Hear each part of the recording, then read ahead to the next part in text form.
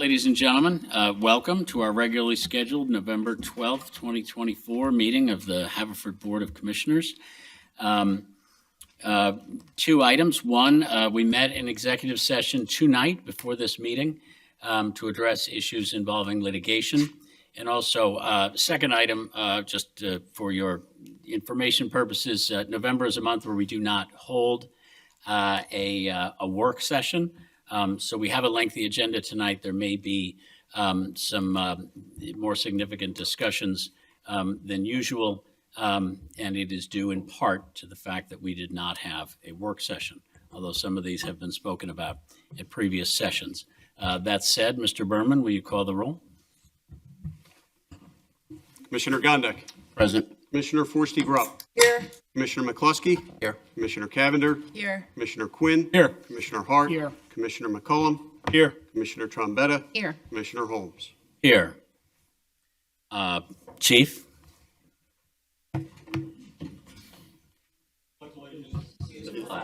United States of America, and to the republic for which it stands, one nation, under God, indivisible, with liberty and justice for all. Michelle?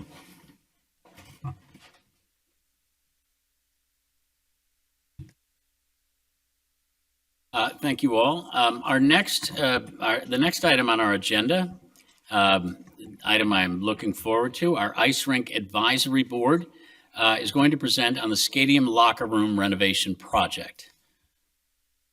Come on up.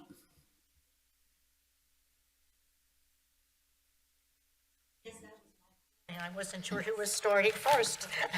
Welcome But back. thank you. My name is Barbara Latsios. I reside at 206 Lone Oak Drive in Bryn Mawr. I'm in the 4th Ward. And I am a member of the Ice Rink Advisory Board in Haverford Township here, have been for over 20 years.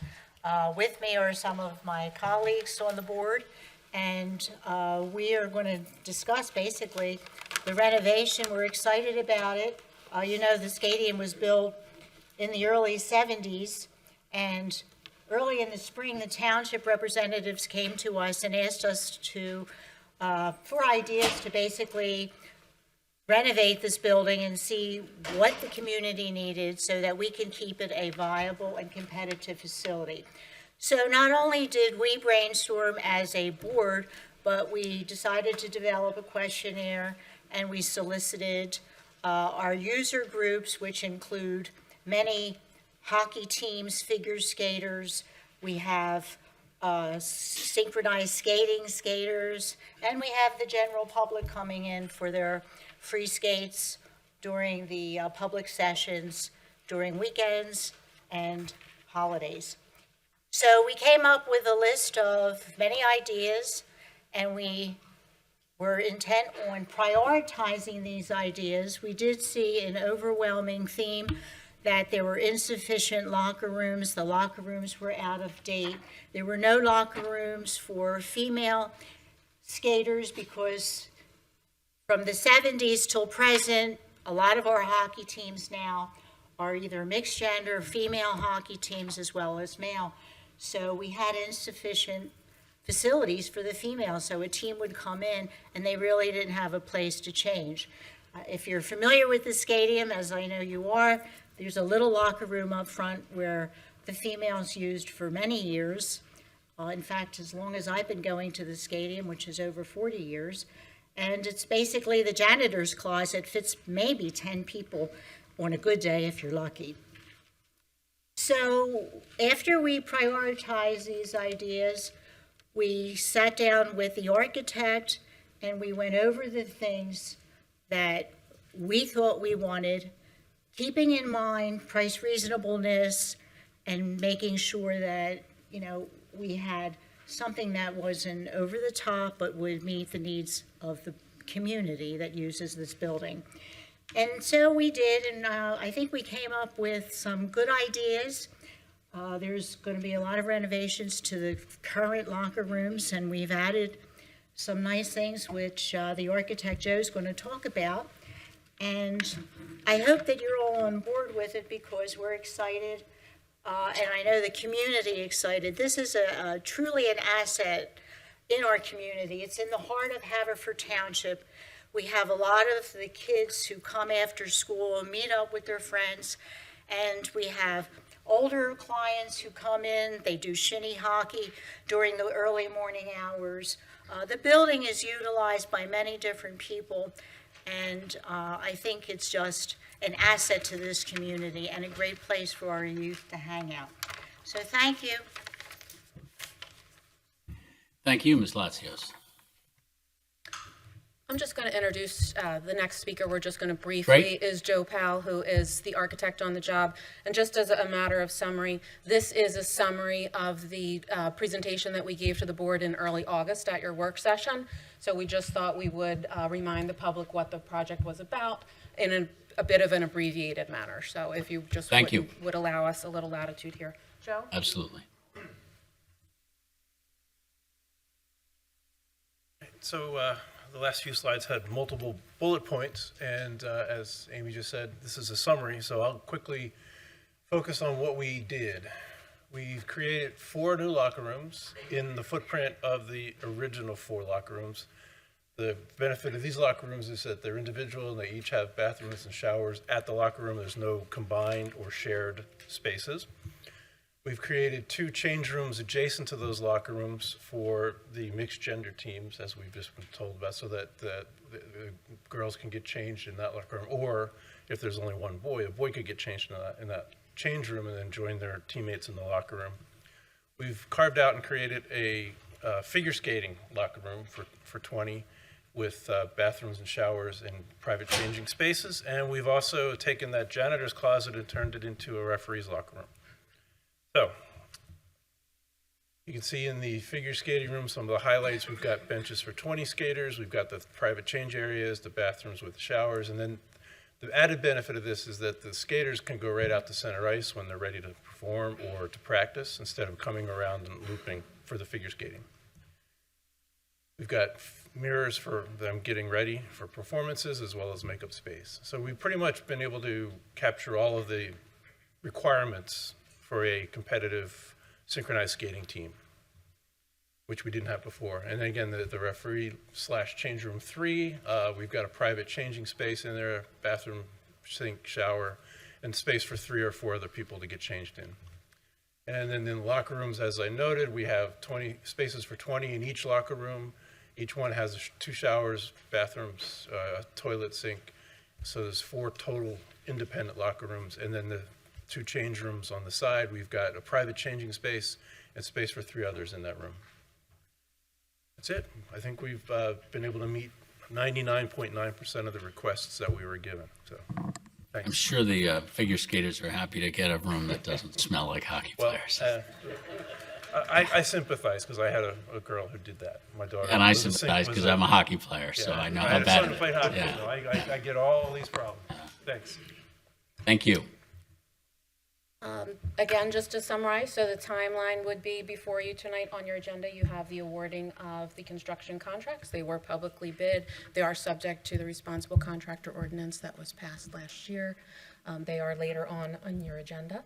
And if all goes according to plan, construction would start at the end of the majority of this year's hockey season. So it would start late March, early April, with construction lasting 3 to 4 months and be ready to be back in business for hockey and locker room usage at the end of the summer. There would be no closing of the facility during the whole construction time. We will be talking about dollars later on in the presentation, but as we talked about in August, there is no new borrowing. The board also discussed this as part of the 2023 borrowing that we did back in early 23, that the locker room renovation was part of the plan.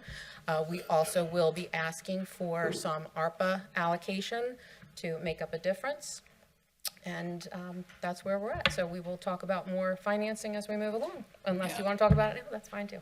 Ms. Cuthbertson, let me just ask you a question. You mentioned we will not close the facility. Are the existing locker rooms, are they closing in waves or shifts, or is everything going to get shut down at once? Right now, the plan is to close all the locker rooms entirely, so all the plumbing can be done. I think that's the most efficient route to go as far as construction goes. there's any questions from an architectural standpoint from the board? Joe is here. I'm comfortable with everything. Just to follow up, when the locker rooms close, I'm assuming that there has been conversations with all relevant stakeholders so that they have had the opportunity to make advanced plans on how they're going to handle themselves while those locker rooms are out of commission. I think once the construction contracts are awarded and we know that the project is a go, then we need to take some time and sit down with those user groups. There has been some ideas floated around. Number one being, we made it through COVID with some really, innovative ideas of how to get change. We could go that route, or we could do some portable changing rooms, something like that, like a structure with private changing rooms that way. Or even it was suggested just to do something inside the facility, but just with screens and, privacy. So we would still be inside the facility, but give everybody a little bit of privacy for those who did want to still get changed. But like I said, once the construction contracts are awarded and the project truly is a go, we'll take the time to sit down with the major user groups and come up with a plan that works for everybody. Great, thanks. I think we're all set. Any other questions from anyone on the board? Thank you. Thank you all for your work, and thank you for that presentation. The next item on our agenda is the Citizens Forum. As folks recall, this is Citizens Forum. Our first part of the Citizens Forum is 20 minutes for registered speakers. After that, we set aside time for people in the audience who would like to speak on an agenda item. And then for anyone who would like to speak on an item that is not on the agenda, we return to that later in the meeting after we get through our ordinances, contracts, and purchases. So on our Citizens Forum tonight, folks, we have 8 registered speakers. I think I've seen them all. So I am going to ask folks to do their best to confine themselves to 3 minutes. I won't shut you off at 3, but I may gesture at 3.5 to ask you to wrap it up. Our first speaker is Peter Diskin. Hi. Welcome. Welcome back. It's been about a year. I was demoralized but not defeated. So I'm back here to talk about safe streets for all in Haverford Township. Specifically, you may recall, some of you may not have been here at the time, my concerns about the unit block of Colfax Road, the speed, the volume, et cetera, et cetera. I think to a certain extent the study has borne some of my concerns out. The intersection of Darby and Colfax has been identified in the report from the study. Ellis and Darby has been identified. Obviously, the intersection of Darby and Eagle is, But I just discovered the report in the township's website Sunday afternoon. I don't know how long it's been available. I see the date on the report was July. Has it been available to the public much before last month? Because I feel like I'm kind of playing catch up. So I did a quick read in the last 48 hours. The other thing, I know that there was a gentleman who spoke last month about a concern. He was from Preston Avenue. So I guess in advance of anything that may be done, I don't know what the time frame is or next steps. Again, I just had a couple of ongoing concerns. The good news is that the intersection of Colfax and Darby has been highlighted in the report. The bad news is the intersection of Colfax and Darby has been identified as a neighborhood gateway. I'm not really sure what that means. I don't necessarily want to be living, on the welcome mat for everybody that wants to travel through that area to avoid Darby and Eagle Road or to access interior roadways. The exact implementation of what would be done to make things better, since it's a neighborhood gateway, I hope that whoever implements the recommendations from the report includes those in the neighborhoods that are most immediately affected by it, okay? Obviously, I'm here to speak about my neighborhood, but the this will go on throughout the township. So I just hope it's not a top-down, here are the recommendations, we're going to come in 1 month and do this, and that's what the report said. So I hope that there'd be opportunities for more inclusive conversations about this. The next thing is, and it's a really sensitive topic, and I hate to bring it up, but although we've got a few laughs last year when I kept quoting the 3 E's, okay, education, engineering, and enforcement, enforcement seems to be conspicuously absent from this Safe Streets for All report. There were references to many people throughout the township reporting concerns related to people not observing full stop signs, yield signs, etc. But nowhere in there have I found the mention of increased policing at these said stop signs, yield signs, et cetera, et cetera. So earlier today, I filed a request for a release of information citing 3.5 years worth of traffic citations for speeding and failure to observe stop signs in my neighborhood, because anecdotally, I haven't seen a one. And I think anecdotally, if I had neighbors come here, they would tell you that cars are failing to observe full stops at the stop signs in our neighborhood, ranging from Darby Road to down near Paddock Park and from West Hillcrest to Ellis quite frequently. So, Mr. just Diskin, a it is thought. good to have you back. Yep. I do need to have you wrap it up. I understand, thank you, but hoping Thank you. for inclusion in the conversations. Okay? Thank you. Absolutely. Thank you for your presentation. Mike Lee.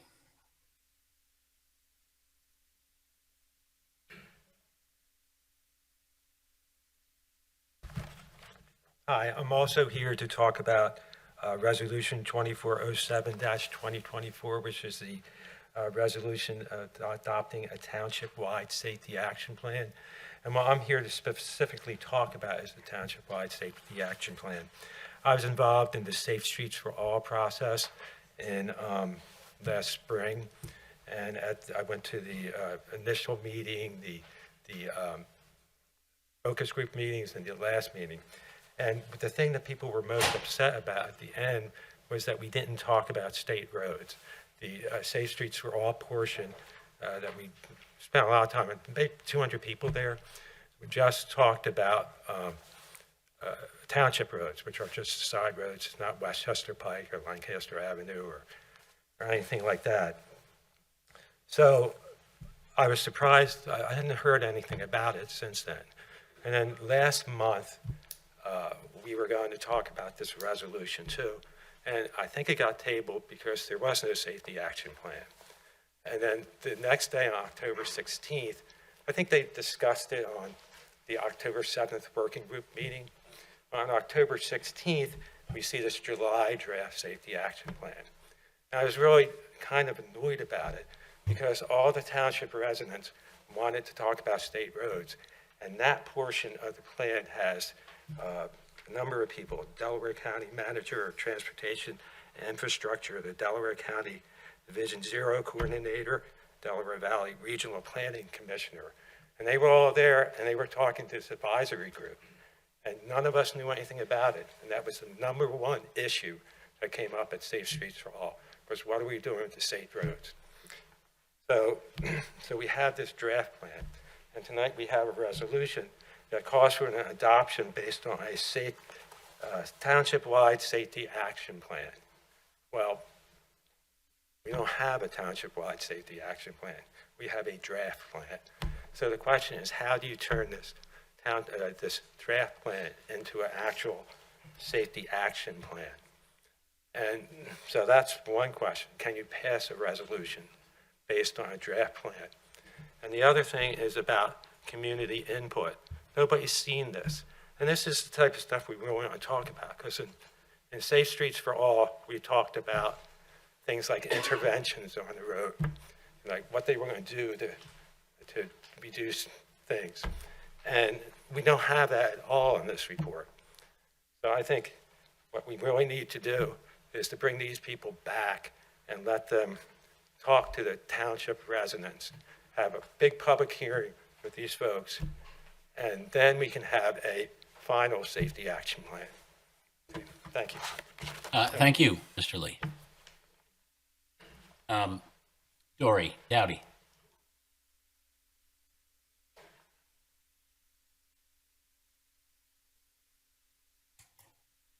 Nice to see you again. Nice to see you. Good evening. My name is Dory Dowdy. I'm a Haverford Township resident. I wanted to state at the outset that my issue is not with the goals of safety. My issue tonight is to express how the township has handled maybe the implementation of these current projects. I'm requesting the vote for the Resolution 2407, 2024 commitment to Safe Streets for All and reference draft safety action plan be postponed until an in-person public meeting for the community input has been held. There needs to be a discussion about the contents of this plan, what impacts it will have on our township residents and those driving through our township. I was involved also, as Mike said he was too, with the Safe Streets for All project from the kickoff meeting in March earlier this year all the way to the final meeting in May. The project was not run very smoothly. The ward focus groups had scheduling issues. Emails were not received by participants in a timely fashion. And this final meeting, hosted by consulting firm CH Planning, did not allow for any comments, questions, or feedback from the project participants at this final meeting, which was quite disappointing. And some of us were still looking for an opportunity to provide that feedback, but that never happened. The whole summer of 2024 went by, and not a word about this Safe Streets for All project. All of a sudden, out of nowhere, on October 7th, the presentation from CH Planning on the Safe Streets for All project was presented at the Board of Commissioners working meeting with plans to vote on this resolution and referenced safety action plan at their next meeting the following week. At the end of their presentation, it was 11 slides, which is like the final action plan is like 38 pages, but this 11-slide presentation, 4 commissioners asked questions to get clarification from the presenter. Since this was a working meeting, no opportunity for public comment or questions from the public was allowed. On October 15th, I registered to speak at the Board of Commissioners' regular meetings agenda item regarding this resolution, but at 3 p.m. that same day, I was contacted by Township Manager Dave Berman that there would not be a vote on the resolution due to an office error, and he asked if I'd be willing to remove my request to make that public comment on that evening. I agreed. At the meeting, the vote was tabled as Mr. Berman had said it would be. Interestingly, the next day on October 16th, the draft safety action plan was published to the township website with each and every page watermarked draft. Was the office error that the document was not available for the public to view, and yet our Board of Commissioners were going to vote on it? How is it that this resolution was going to be voted on while containing a document that was still in draft form? After reviewing the draft safety action plan, it looks as though it has been extremely overloaded with many things that were not part of the discussions that we had during the Safe Streets for All project. One, state roads were not to be discussed, and yet they are in this draft plan. Vision Zero goals were not part of Safe Streets for All project, and yet they appear in this draft plan. And 3, billboards, digital electronic media were discussed by participants in the Safe Streets for All project, and these are not included in the plan, and they are considered by most people to be detrimental and distracting to all forms of transportation. It is my strong opinion that any of the Safe Streets for All participants reviewing this draft plan would find this to be quite foreign and unrecognizable to what was actually discussed during the project of Safe Streets for All. And lastly, I'll say the advisory committee, just as Mike had just said, they should be included to be as part of our in-person public meeting to discuss how will this plan be implemented, what effects will this plan have on our residents, how much will this cost, and so on. There's probably others I didn't mention. Thanks for giving me the opportunity. Of course. Thank you. And thanks for packing that into 3 minutes. Really appreciate it. Yeah, you nailed it. Mike McNally.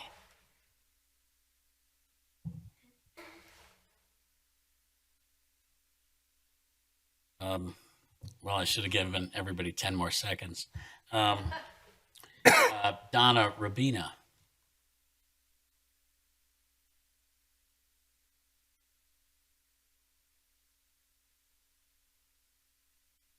Hi. Hi. Commissioner Holmes, would you mind? I don't mind at all.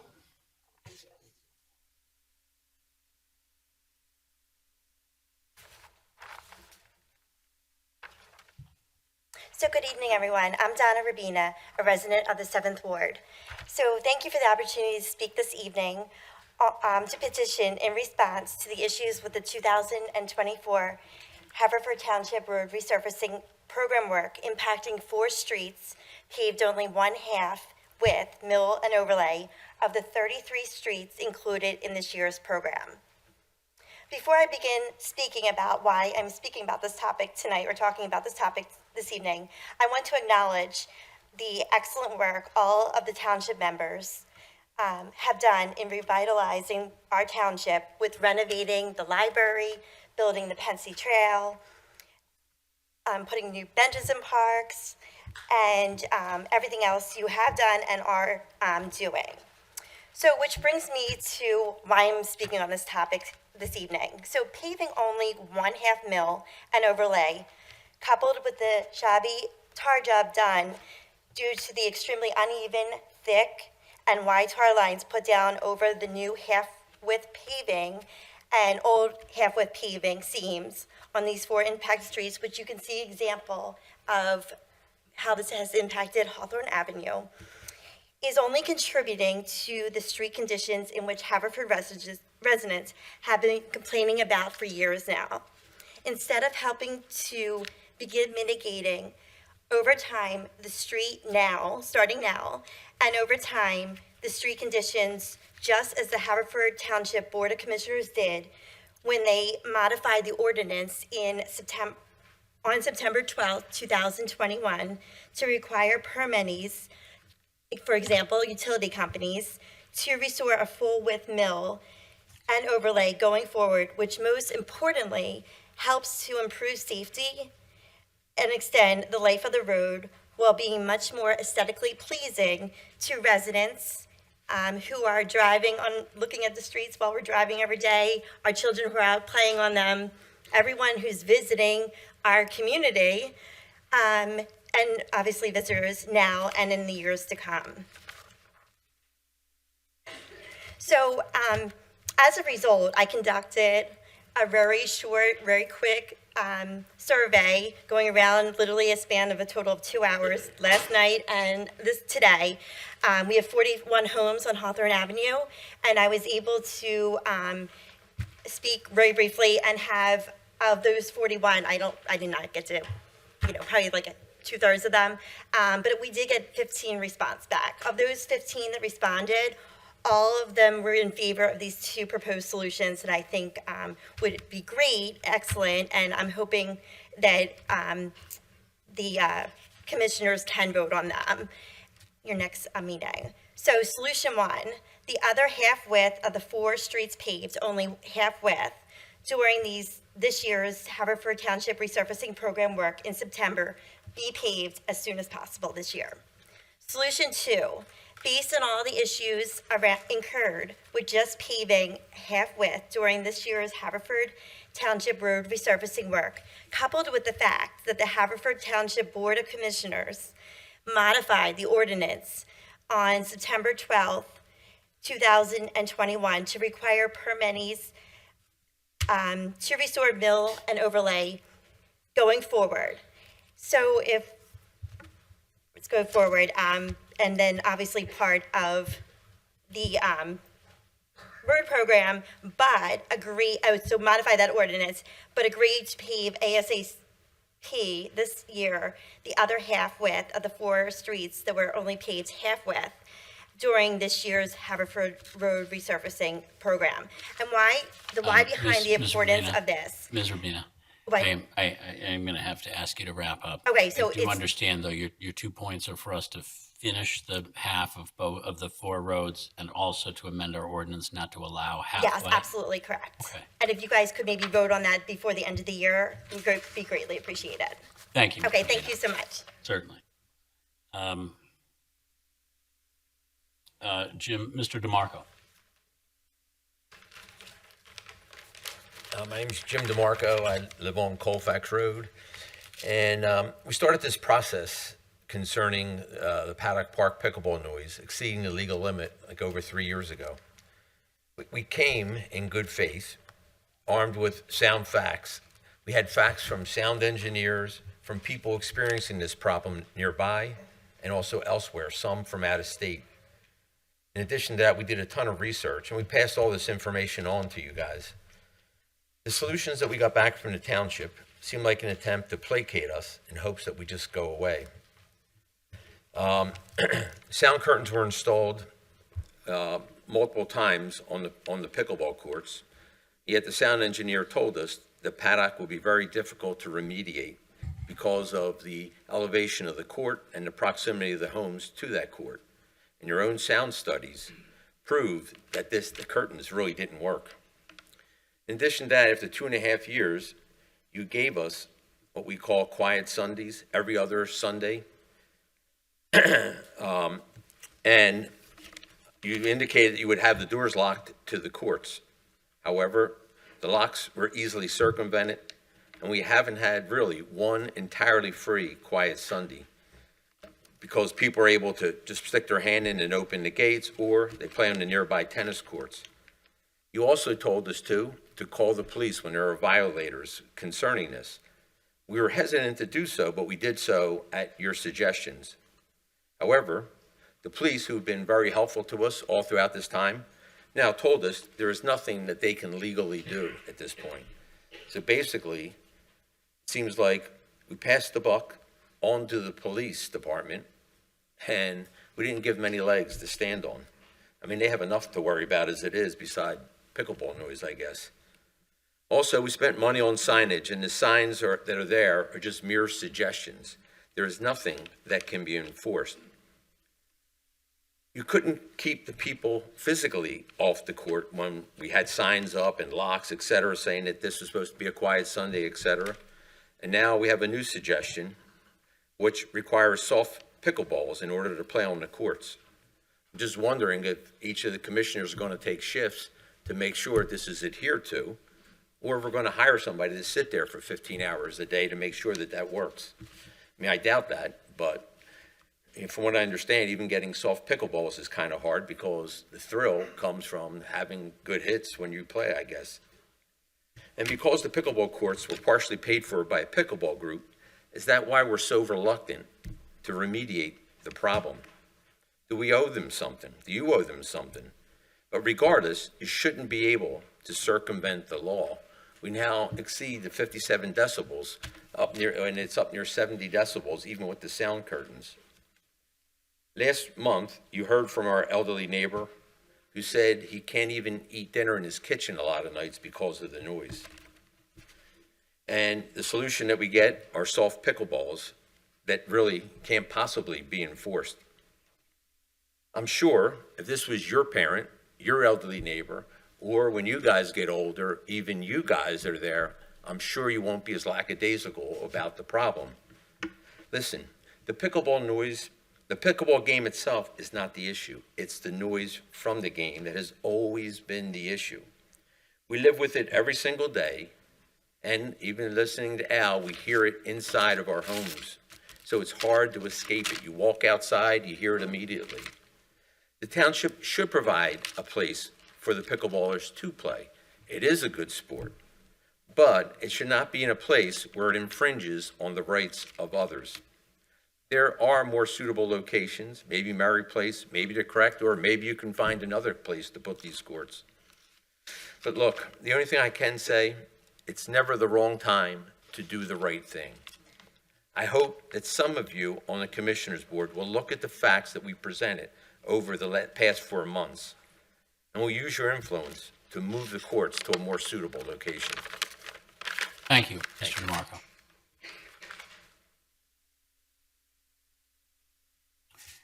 Our next speaker is Jeremy Beha. Hi, Commissioners and the public. I'm Jeremy Beha. I'm part of Ward 1. I've been in the community of the stadium for over 15 years now.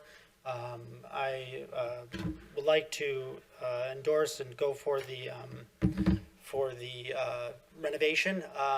One of the reasons on my side is that everybody's been in those showers. No one wants to be in those showers, but the bigger reason is because of the gender equality. Giving a space for female hockey players, female skaters that have the same opportunities as the male skaters that are the primary users of those locker rooms. The renovation will keep the stadium competitive. A lot of the other rinks around the area are updating their locker rooms. Iceworks did it a couple of years ago. And so I think it would be in the best interest of the township, the stadium, and the community to have the renovation done. Thanks. Thank you. And Jeff Brody, Stadium.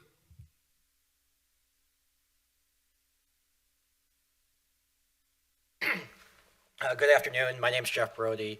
I'm with the Haverford Hawks Ice Hockey Club. I'm actually the current president of the club, so I guess everyone knows why I'm here tonight. But back during our 50th celebration that we had back in September, I did make comment on how proud we are to call the stadium our home ice rink. We have lots of clubs that come throughout the tri-state area, as far as Maryland, New York, Western PA. Not to mention every other year we get to invite our friends from Helsinki, the Viking Ice Hockey Club, and so obviously we love the stadium. And on behalf of the board, we are very excited to see these renovations. It really does cover a lot of the I should say situations we're currently tied into. The mixed gender changing rooms, for one, is very exciting for us because we are a youth hockey club, meaning all genders, and we need the ability to have our players. We love the idea to dress closer to our teams, not to mention some of our coaches who come from work, who have to quickly change for a practice. This helps them stay close to their team, which helps us abide by our safe sport policy, which USA Hockey holds over our head. So in a good way. I don't want to minimize that. So anyway, we are looking forward to a hopeful, very positive outcome of tonight's vote.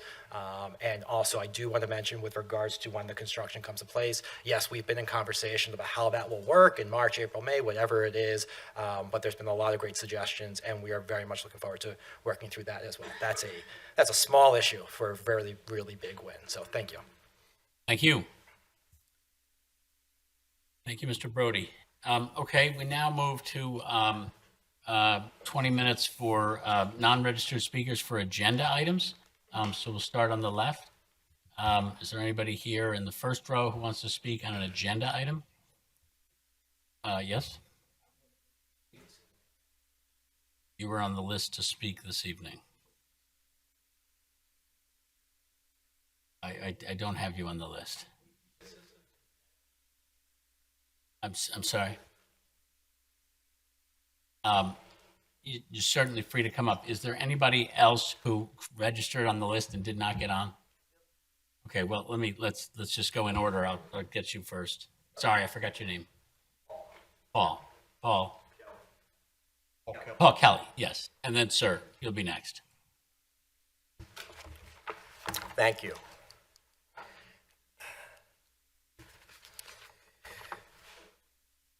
I'll do a short recap for those new to the noise violation problem that the township created over 3 years ago. The unresolved issue is that the Haverford Township is in violation of its own noise ordinance every day the paddock pickleball courts are open. From Commissioner Trombetta's latest email to my paddock neighbors and me, over the past few months, Commissioner Jerry Hart and I have had discussions with our township manager, Dave Berman, Parks and Rec Director, Brian Barrett, and a representative from the pickleball community to discuss and explore additional solutions to address noise from the pickleball courts at Paddock Park. We understand the impact this has on your daily lives and are working diligently to offer relief. Diligently. This problem that the township created is over 3 years old. As you know, we've already put several measures in place to minimize disruptions, each one a failure. Sound mitigation curtains installed incorrectly 3 times. 2 sound studies without and with sound curtains, noise levels exceeding the legal limits without and with the curtains. Time-locked gates, each passable and ignored by players. Hour adjustments, sign postings, ignored by players. Failure, failure, failure, failure, failure. At the recommendation of Commissioner Hart, with support of the majority of the Board of Commissioners, we plan to implement 1 additional aimed at reducing noise. A new requirement for quiet pickleballs at our courts beginning in the new year. The balls can reduce noise by up to 10 decibels, and we hope this measure, along with the existing sound mitigation curtains, will make a meaningful difference. Please be aware that this requirement will not be imposed by ordinance, and we do not recommend contacting the police regarding noncompliance. Really. So it's optional. It's not a requirement. Another idea, dead on arrival, failure. Well, this change will not be enforced by ordinance. The Parks and Rec Department plans to institute a number of measures to try to ensure compliance. Compliance to what? You're not enforcing anything. I mean, is this Havertown or Hooterville? I mean, this has all the makings of a Green Acres episode. Well, we're adding a new requirement for quiet pickleballs. Well, how we enforce that? Well, we're not going to enforce it. Well, then it's not a requirement. But the Recs Department plans to institute a number of measures to try and ensure compliance. Compliance to what? The new requirement. The new requirement that you're not going to enforce? Yes, and the Rec Department plans to institute a number of measures to try to ensure compliance. Unreal. I mean, is Haverford Township spending the money, going to supply baskets of quiet balls, paying for more signage? Pretty please use these. I mean, is Haverford Township going to pay for another sound study? Sam Drucker, Mr. Haney, Hank Kimball, Ebb, Mr. Ziffel. Is there anyone amongst you that might just think and say, you know, even after all these failed attempts, the unresolved issue is that the Haverford Township is in violation of its own noise ordinance every day the paddock pickleball courts are open. These courts should be closed, eliminating the noise violation problem that the township created and ensuring compliance to Haverford Township's noise ordinance. Mr. Kelly, I do need you to wrap up. Thank you for your time. Of course, thank you. Sir.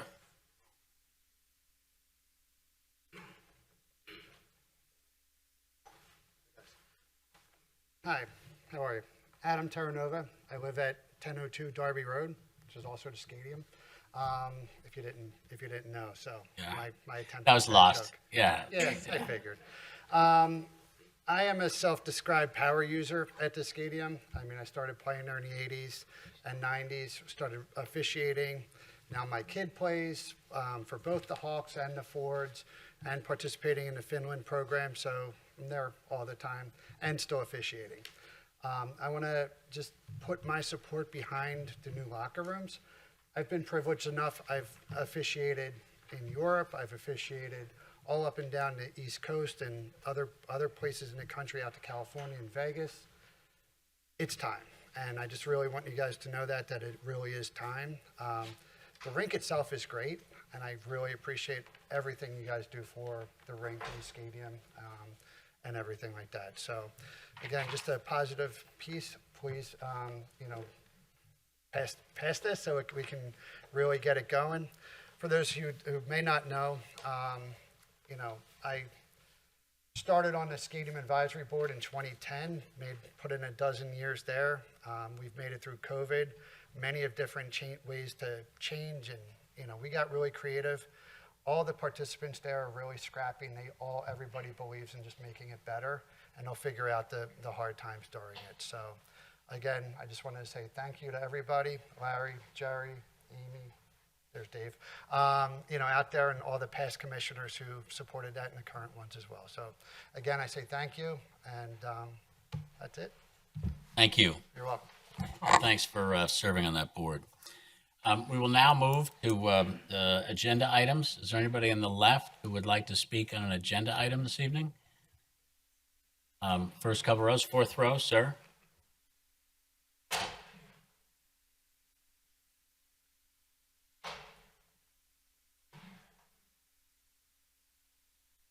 Good evening. My name is Chris Beater. I live at 355 South Manoa Road. I've been a resident of Havertown for 12 years. I live with my wife and my 3 young sons that range in age from 6 to 10 years old. I'm here to speak in response to the traffic study and a very dangerous intersection at Eagle and Manoa Roads that has been overlooked. So a little story, a few weeks ago, my son was walking the half block home from Manoa Elementary School from an after-school activity. At this time of the day, our wonderful crossing guard, Miss Beverly, who's here, it was no longer there. And she's fantastic and looks after those kids like her own, but she can't be there all the time. So he pushed the button, waited for the light to change, checked that the pedestrian walk symbol was on, and started into the crosswalk. While a large white truck started turning, traveling along Manoa, started turning onto Eagle Road. The driver of this truck was either impatient or distracted and didn't notice Patrick in the crosswalk. Two other drivers who were sitting at the intersection waiting for the red light on Eagle saw the impending catastrophe and heard their horns, alerting the truck driver, who slammed on his brakes, narrowly avoiding running over my son by about a foot. The reason I know so many details about this incident is that, by the grace of God, one of those drivers that was sitting at that intersection and hit their horn was my mother on her way to my house. She explained the story to me in tears over the trauma of just watching her first grandchild almost get run over. This is just one of many close calls that my family has had in the 12 years we've lived here. We have 3 active boys and a dog, and we go for a lot of family walks. We go to Manoa Elementary School for the playground, basketball courts, and fields. And there's only one street we have to cross to get there, but that should not be a life safety risk to do so. We all want young kids spending less time on their devices, more time outside playing friends and sports, and a 10-year-old boy should be able to walk to the nearby field without the risk of getting run over by aggressive and distracted adult drivers. So back to the study. Got a lot of things right, in my opinion. Figure 5 identifies the intersection of having a very high crash density. 6 identifies that there have been a high number of crashes involving pedestrians and cyclists, and 9 indicates this intersection as an area of concern due to close calls. Unfortunately, the portion of this report that makes recommendations for changes omits the intersection, and I think it's a major mistake. I don't blame CH Planning who prepared the report, because what they don't know is all the near misses that I've come to learn about over the past few weeks as I've told Patrick's story. Also here with me tonight are a number of residents back there, and I don't know that they're all going to talk because of the time, but I just want to say, if you've been involved in a near miss or you observed one personally, would you mind raising your hand? Thank you. Okay. So, and a lot of those involve children, and that's just the people that are in my personal circle. So I can't even imagine the number of total near misses in the neighborhood. Is it Mr. Peters? Peter. Peter. Peter, yes. Mr. Peter, I certainly, if you're going to stand in for several people, I'll give you 3 more minutes if Okay. you have more things to say. Okay. I'm wrapping. Doesn't require that you all sit down, but if you cede him your time, he can. He seems to be an excellent spokesman for all of you. Thank you. The report does provide a list of improvements that can be made to intersections to make them safer. So the means are there, it's just not noted for this intersection. There's things like the rapid flashing beacons or the leading pedestrian intervals that would satisfy the necessary safety needs at this intersection. The current level of risk is simply unacceptably high for children crossing to the schools, courts, and fields. So to bring this home, my purpose here tonight and going forward is to bring focused attention to this very dangerous intersection. Until action is taken to make it safe for all pedestrians, but especially the children, who are vulnerable and frequently crossing to get to the elementary school. I'm looking for support from this group of commissioners to make sure this concern gets the attention it deserves. I understand that changes take time, but it's imperative that this is prioritized, because every day that goes by is another day we risk losing one of our precious children to a preventable problem. Thank you very much, Mr. Peter. I appreciate your advocacy. Yes, you are the crossing guard. You may.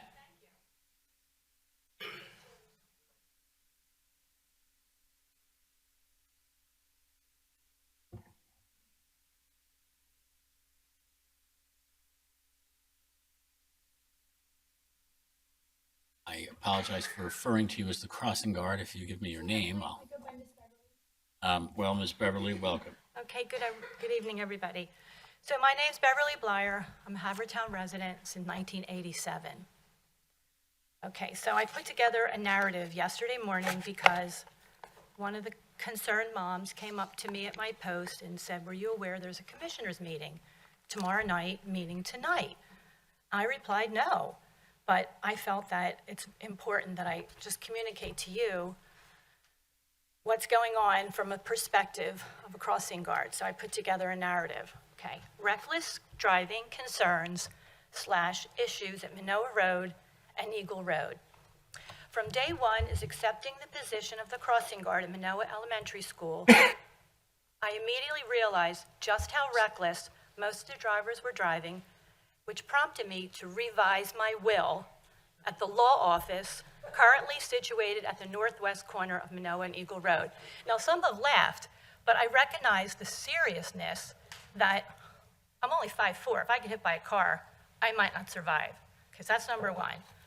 Number two, the consistent right-hand turns of many drivers while stopping at their respective red lights, knowing full well there's a no turn on red sign at every corner. The drivers proceed to disregard and turn anyway when I'm ready to cross the children. This presents an extremely dangerous situation for me as well as the children. I must use every bit of caution to cross the children safely. Number three, every Wednesday, without fail, the reckless driving begins with countless incidents at both my AM post and my PM post. Number four, by Thursday of every week, the reckless driving gets more intense. And by Friday, it's full-blown, outrageous recklessness. Some examples are as follows. 2 to 3 cars going directly through the red lights on Eagle Road in both directions, east and west, as well as cars driving on Manoa Road going through the red lights, north and south. Most often the cars will speed up to make the green lights, and there have been many close calls while I'm crossing the parents, grandparents, and/or child care pickup individuals. I too have witnessed my own close calls with reckless drivers on all 4 corners and have walked away thinking that was a close one, meaning I almost got killed. On several occasions, I've seen cars passing other cars on both Eagle and Manoa roads, which clearly has 2 visible double lines on the blacktop. Everybody knows that's do not cross. As far as road rage incidents go, there's been so many that astound and shock me all the while I'm trying to do my job best as a crossing guard. It's quite a challenge when the high school bus comes along daily and the drivers often refuse to come to a complete stop and let me cross the kids safely. It's very dangerous as I have to stand in the middle of the intersection, almost pleading for the drivers to stop. And what I mean by that is I have my stop sign in my right hand, I have to take my left hand, I have to go to the intersection, and I have to do this. I have to do a 360 just to let the kids come off the high school bus so I can cross safely. And it's a challenge because the bus driver honks and the people don't care. They just don't care. So I wanted you to look at the examples that I took yesterday morning. So here's a car, it's a pickup truck. It stops 80% into my crosswalk. So how am I going to cross the kids? Now there's nobody behind. Here's another one I took yesterday. Other side of the street. Here's another SUV, clearly in my crosswalk. How am I going to cross the kids? And then one other thing. This is an ongoing problem. The sewer grate, the northwest corner in front of the law office. I have sent 2 emails to Eileen Matola, who works for Parks and Recs. I've been up to the administration building. I actually filed a police report because sometimes I can go and both grates can sunk it in. So anybody that's coming along could possibly, potentially break both their legs. So that, and I know everybody's aware of that, but I've gone out of my way to write emails, file a police report, go up to the township building and say, emergency. So I wanted to end with 2 things. We know what some of the problems are. Now it's time to focus on some solutions. On Friday in particular, there was an incident that really had me rattled. And I texted my husband and I said, this is hellacious. And then I get home, he gets home from work, and I said that I don't know how much more I can do with this. But I'm not a quitter. I don't want the parents to get upset. I'm not going to resign. But We certainly hope you I don't. know. I mean, I love the job. I love the kids. But it's very dangerous. And just this morning, I got to my post, and the gentleman over there was walking his lovely dog, Isla. I said, good morning. Morning, Isla. A second later, he was almost hit and killed with his dog. So it was pretty upsetting. So that's all I wanted to say. Thank you. Thank you, Ms. Blyer. Sir.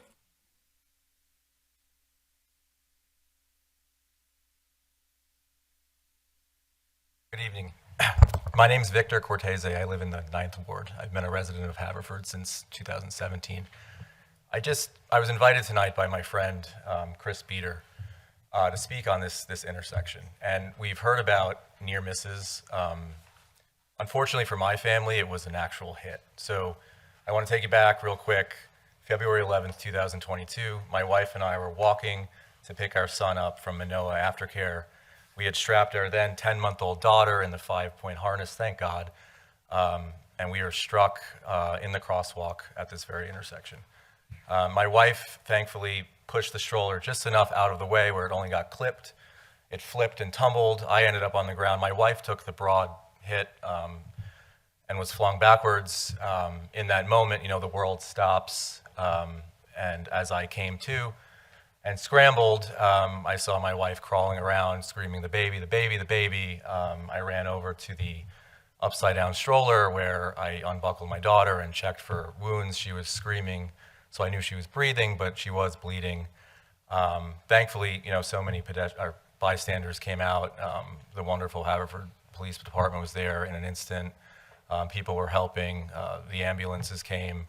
We avoided relatively serious injury. You talk about a scary moment of your life, and I spent 22 months in combat in southern Afghanistan, and that's probably right up there. So I submit to the township here to just consider these stories. I know you will do the right thing. So much attention on national politics, so much of that noise, and here on the ground, getting granular with the issues. This is where government comes together. This is where we do the right thing. This is where we listen to each other. So I want to say thank you as well for the opportunity, and I really am, I'm hopeful for this issue. So thank you. Thank you, Mr. Cortez.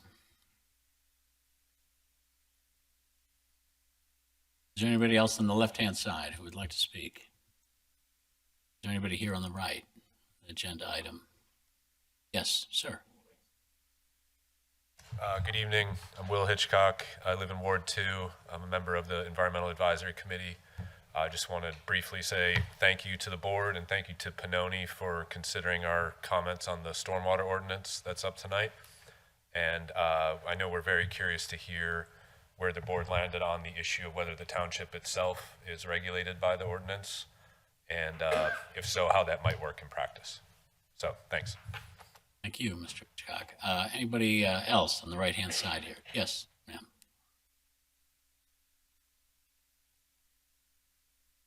Hello, my name is Christine Seawagon at 207 Hastings. Just wanted to make a brief statement to thank everybody on the board, thank Amy, thank Dave, for all the work on the Skadium locker room renovation plan, as well as the renovations that have already been completed. It looks amazing. My daughter skates with the Crossroads Figure Skating Club. She's on their synchronized skating team.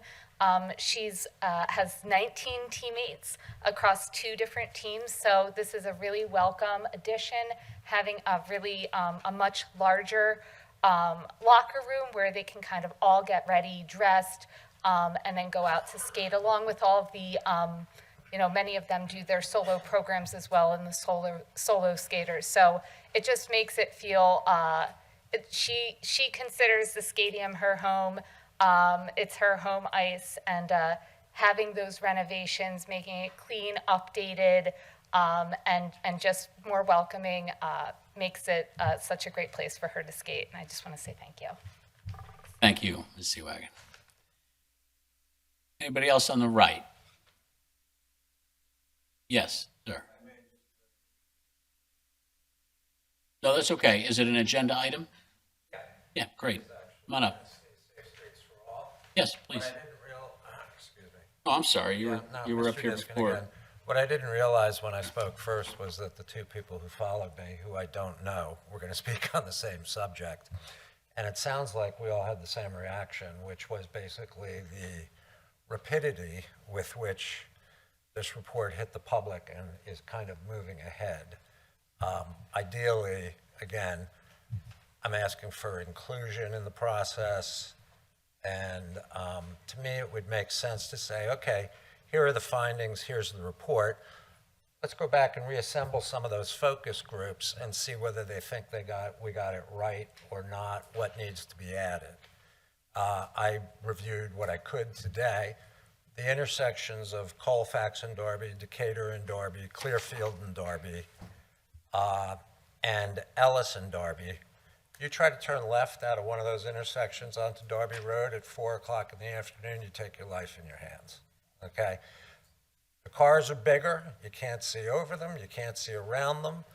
People are trying to get home. People are very disrespectful about, just boxing you into the smallest little space if you're trying to get out of a side street like I do. And you get halfway out and you're relying on the person coming toward you to say whether it's safe to go ahead. Now, I don't want to rely on another, civilian to be telling me whether it's safe to proceed. I'd like to see the oncoming traffic. And on so many occasions, that's impossible at those intersections during rush hour. These are just some of the things that come to the top of my head. With regard to my current concerns about enforcement and the police, I feel Haverford is a very, very safe township. Raised my kids here. We have no plans on going anywhere. The time I feel the least safe is on the sidewalks and on the roads, or watching kids on the sidewalks and the roads and on scooters and everything else that goes on.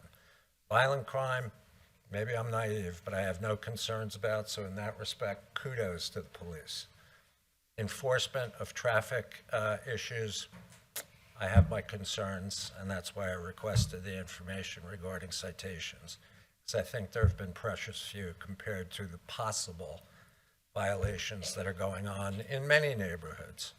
So that's it. Thank you. Thank you, Mr. Diskin. Anybody else on the right? That concludes our citizens forum for registered speakers and non-registered speakers. Safe Streets for All is going to be the subject of a conversation shortly among us commissioners, and obviously taking very much into account what folks have said today and about the speed with which they feel this has come up. And I think that will come up and be addressed. And I appreciate everybody's advocacy.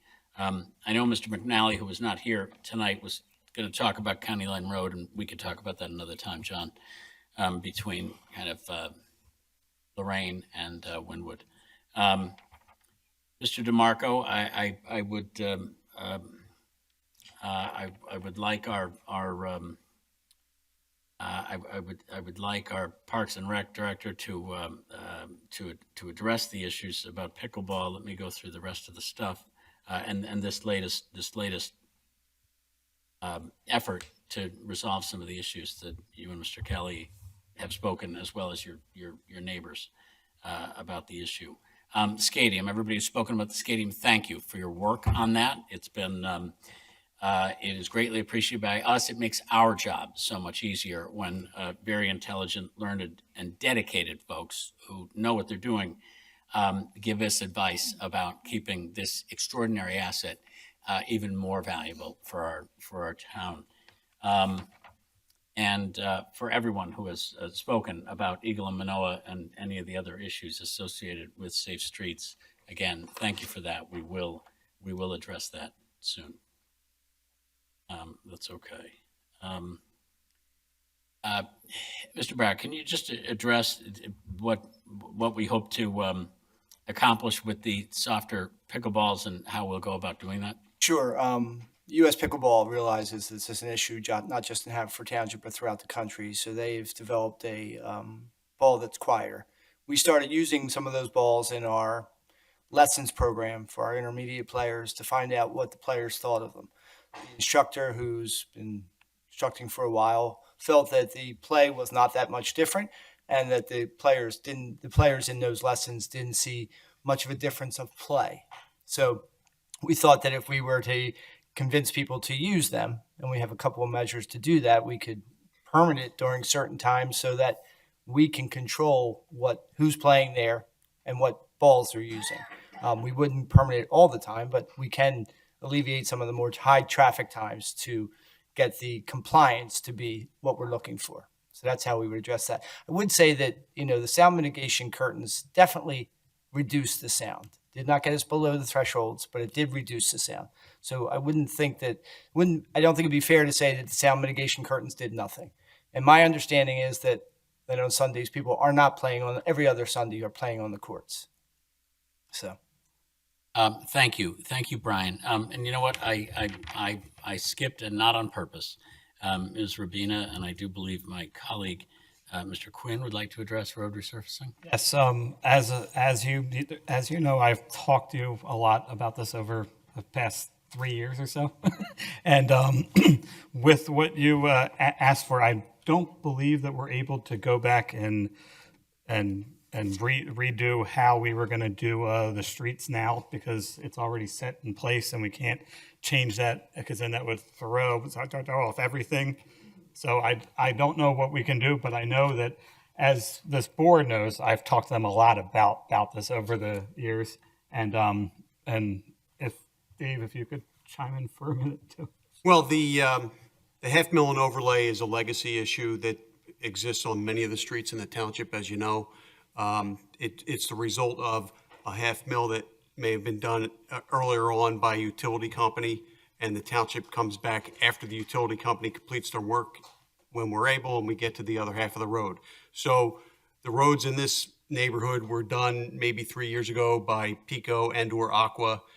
They were at the time when the half mill and overlay was required, and at this point, we went back this year after being requested by the neighbors in that area, indicating that the other half of the road needed some work. So we went back and did that. And now, the road surface doesn't match, right? And that happens in lots of areas in the township. I don't know if the board wants to begin going back to look at all of those areas. That's stuff that we could look at down the road, but I just want to let you know that we have been trying, as the board knows, I've talked to them a lot about this, and I just want you to know. He's always trying to trade my roads, and there's no way I'm going to do that. Yeah, so I just want you to know that I have heard you, and just so you know.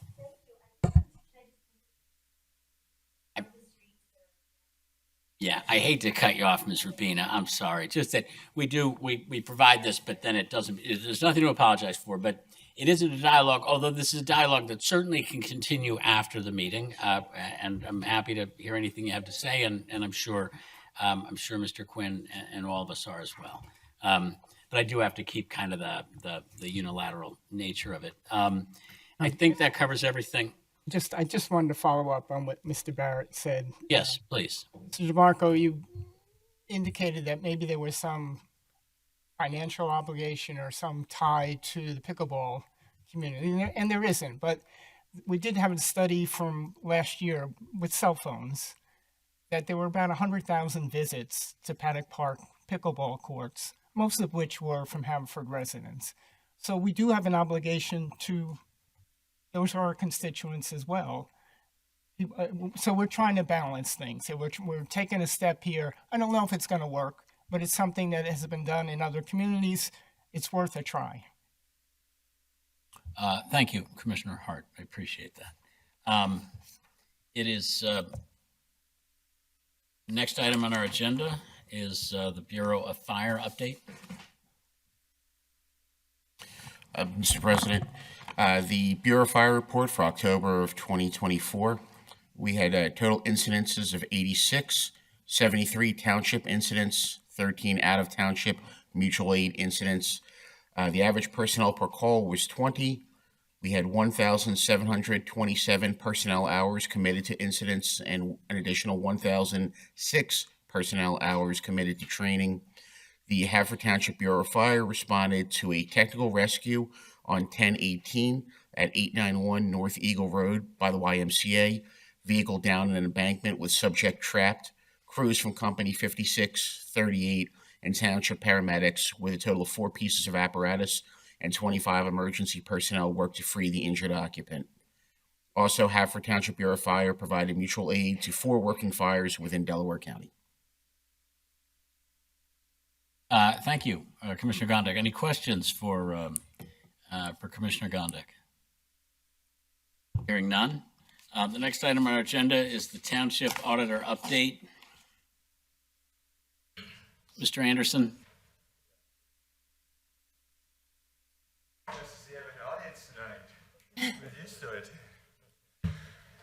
First Mr. off, Anderson, these are sensitive times. I know. I'll be nice. So tread smartly. Oh, very. Well, first I have to say thank you to all the traffic safety guards out there, because they do one heck of a job, and I've seen them put their life out on the line for our kids and keeping them safe. I also want to say I'm auditing things going on in the NFL right now because, you know, the Chiefs, I think it's a little bit rigged that they're 9-0. It's like a new story every week. Of course, that kick got blocked yesterday. Eagles are somehow in second, and NFC, some of my Lions are in first. I don't know, and you know, it's hard to believe the Eagles, especially with all the complaining that they have going on. But on that note, I've reviewed the warrants and expenditures for this meetings. I found no irregularities, and all my questions were answered to my satisfaction. And on that note, too, with the Safe Street study, I hope it did adequately take in the electric scooters and bikes. And I didn't even notice the other day, but electric scooters, they are a bit of a problem in this township. However, they're not street legal, which I found very interesting because you see them all over the place now. But anyways, that's it. Thank you. Thank you. Thank you, Mr. Anderson. Mr. Berman, Township Manager Update. Thank you. The Darby Creek Trail Southern Extension down by Mary Place. So this is what we're calling Phase 2 of the Darby Creek Trail Extension. It begins this week. Work's going to begin at Mary Place and McDonald Field. The work at Mary Place will mean the parking is going to be a little bit compromised. So it's about 6 weeks. There's going to be some restrictions on parking in that area, but weather permitting, it should be done by the end of the year. We'll post further updates, social media and website. Leaf season. So this week we're on wards 4, 5, 6, and 7. Next Saturday, we'll be looking to do the state roads in the 4th and 5th wards. And like always, we'll post updates on the website and social media. And this Saturday, there's a tree planting. So we're looking for volunteers again. I think they want to plant about 170 trees down at the Thompson Tract, which is off Eagle Road, by where most of these folks live. So that's all I have this evening. Oh, thank you for reminding me. We did send out a message via Constant Contact and on social media. The township email system is currently down.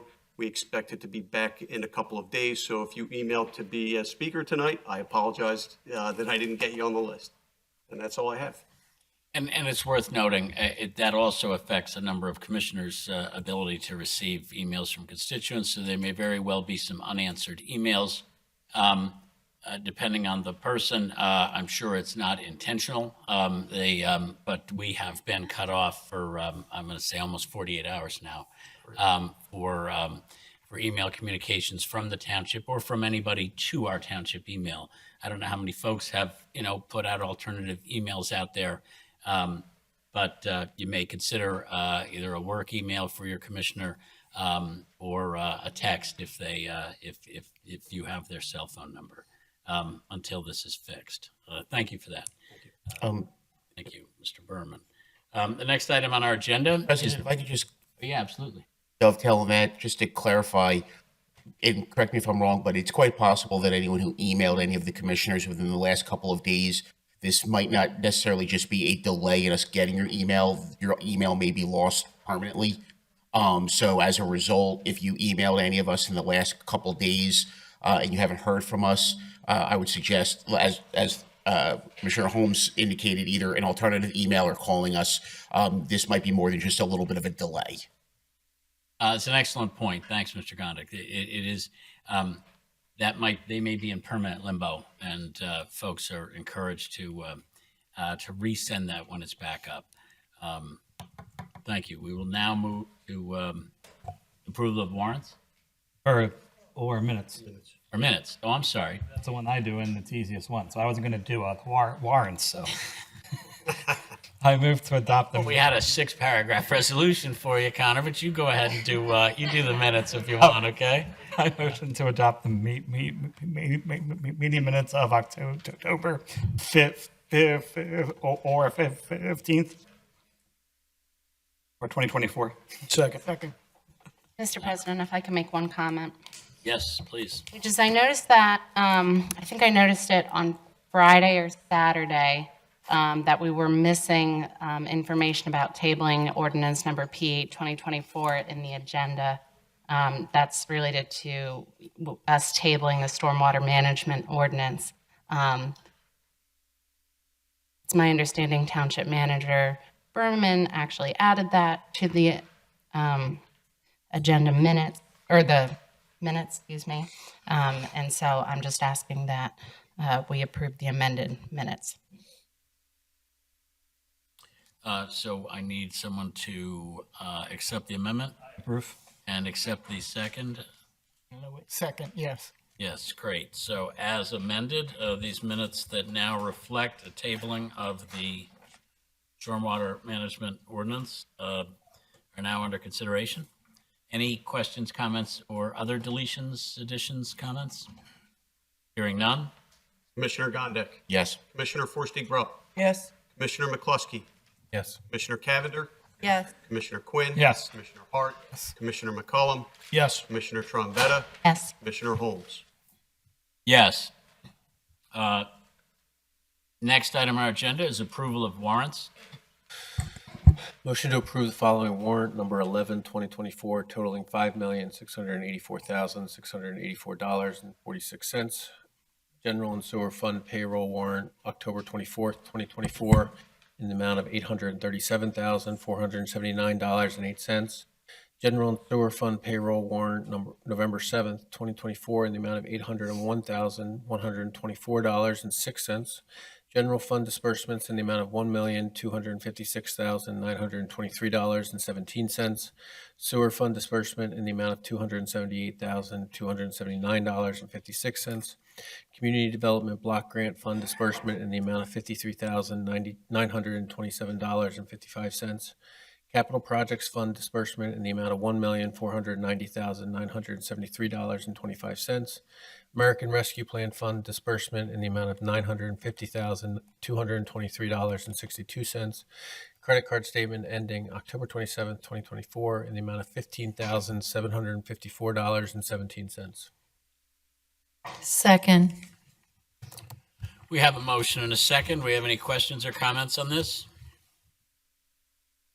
Our auditor has been through these, and any questions he's raised have been answered to his satisfaction. Anybody else? Hearing none. Commissioner Gondik. Yes. Commissioner Forresty-Grubb. Yes. Commissioner McCluskey. Yes. Commissioner Cavender. Yes. Commissioner Quinn. Yes. Commissioner Hart. Yes. Commissioner McCollum. Yes. Commissioner Trombetta. Yes. Commissioner Holmes. Yes. We now move to the ordinances portion of our agenda. We have 3 ordinances for consideration this evening. The first ordinance is P8 of 2024. Mr. President, Yes. I'd like to make a motion to adopt the first reading of ordinance number P8 2024, approving amending Chapter 78 Erosion and Sediment Control, Stormwater Management. Second. We have a motion and a second. And it is now open for discussion. Mr. President, Yes, Commissioner Trombetta. I know the EAC had a question about our self-regulation of this ordinance.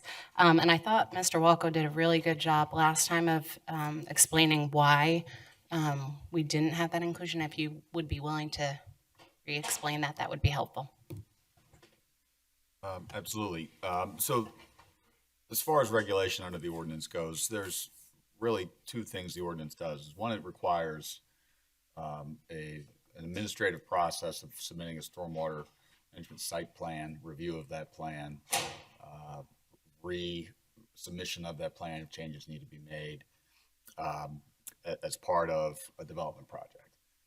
The township would then essentially be submitting plans to itself that itself created, issuing itself its own permits, asking for its own waivers before the board, appealing to the board any waivers that it would be needed to be done. So from an administrative point of view, usually these ordinances, and again, most municipalities pass the same ordinances as they come from the county, do not address that specifically.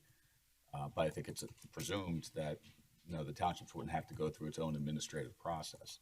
The substantive issues related to compliance with county conservation district, if an NPDES permit is needed, or DEP, EPA requirements for stormwater, the township is going to have to comply with those because those are agencies that are above the township.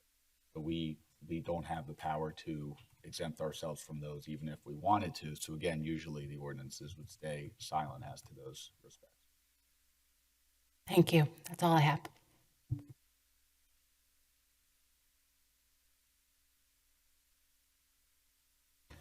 Does anybody else have any questions or comments on the ordinance? I do have a question. Maybe this is for Mr. Pannoni. I know that there was some conversation on the ordinance about the difference of the square footage required before some sort of a higher level approval is required. I think it was difference between 500 and 1,000. Maybe you can help clean up my terminology. What was the final number that is? I believe if I read this correctly, the final number that was put in there is 500. But I want to make sure I'm reading it correctly. That's correct. Okay, thank you. That didn't explain anything. It's like the guy. Yeah, it's like the guy in the balloon. Where am I? You're in a balloon 100 feet above the ground. So, Dave, let me articulate Mr. Gondak's question again. There is a move from 1,000 feet back to 500 feet, and it adds to it, I think, certain requirements and maybe certain approvals. If I understand it correctly, it is to the extent that anybody covers a surface of over 500 square feet on their property that's otherwise right now, I guess, pervious. Is that it?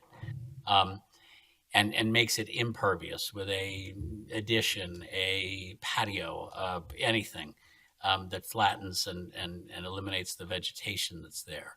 That there are now requirements that this ordinance will impose requirements for a stormwater retention system for the stormwater retention displaced by this 500 feet. Am I stating that correctly?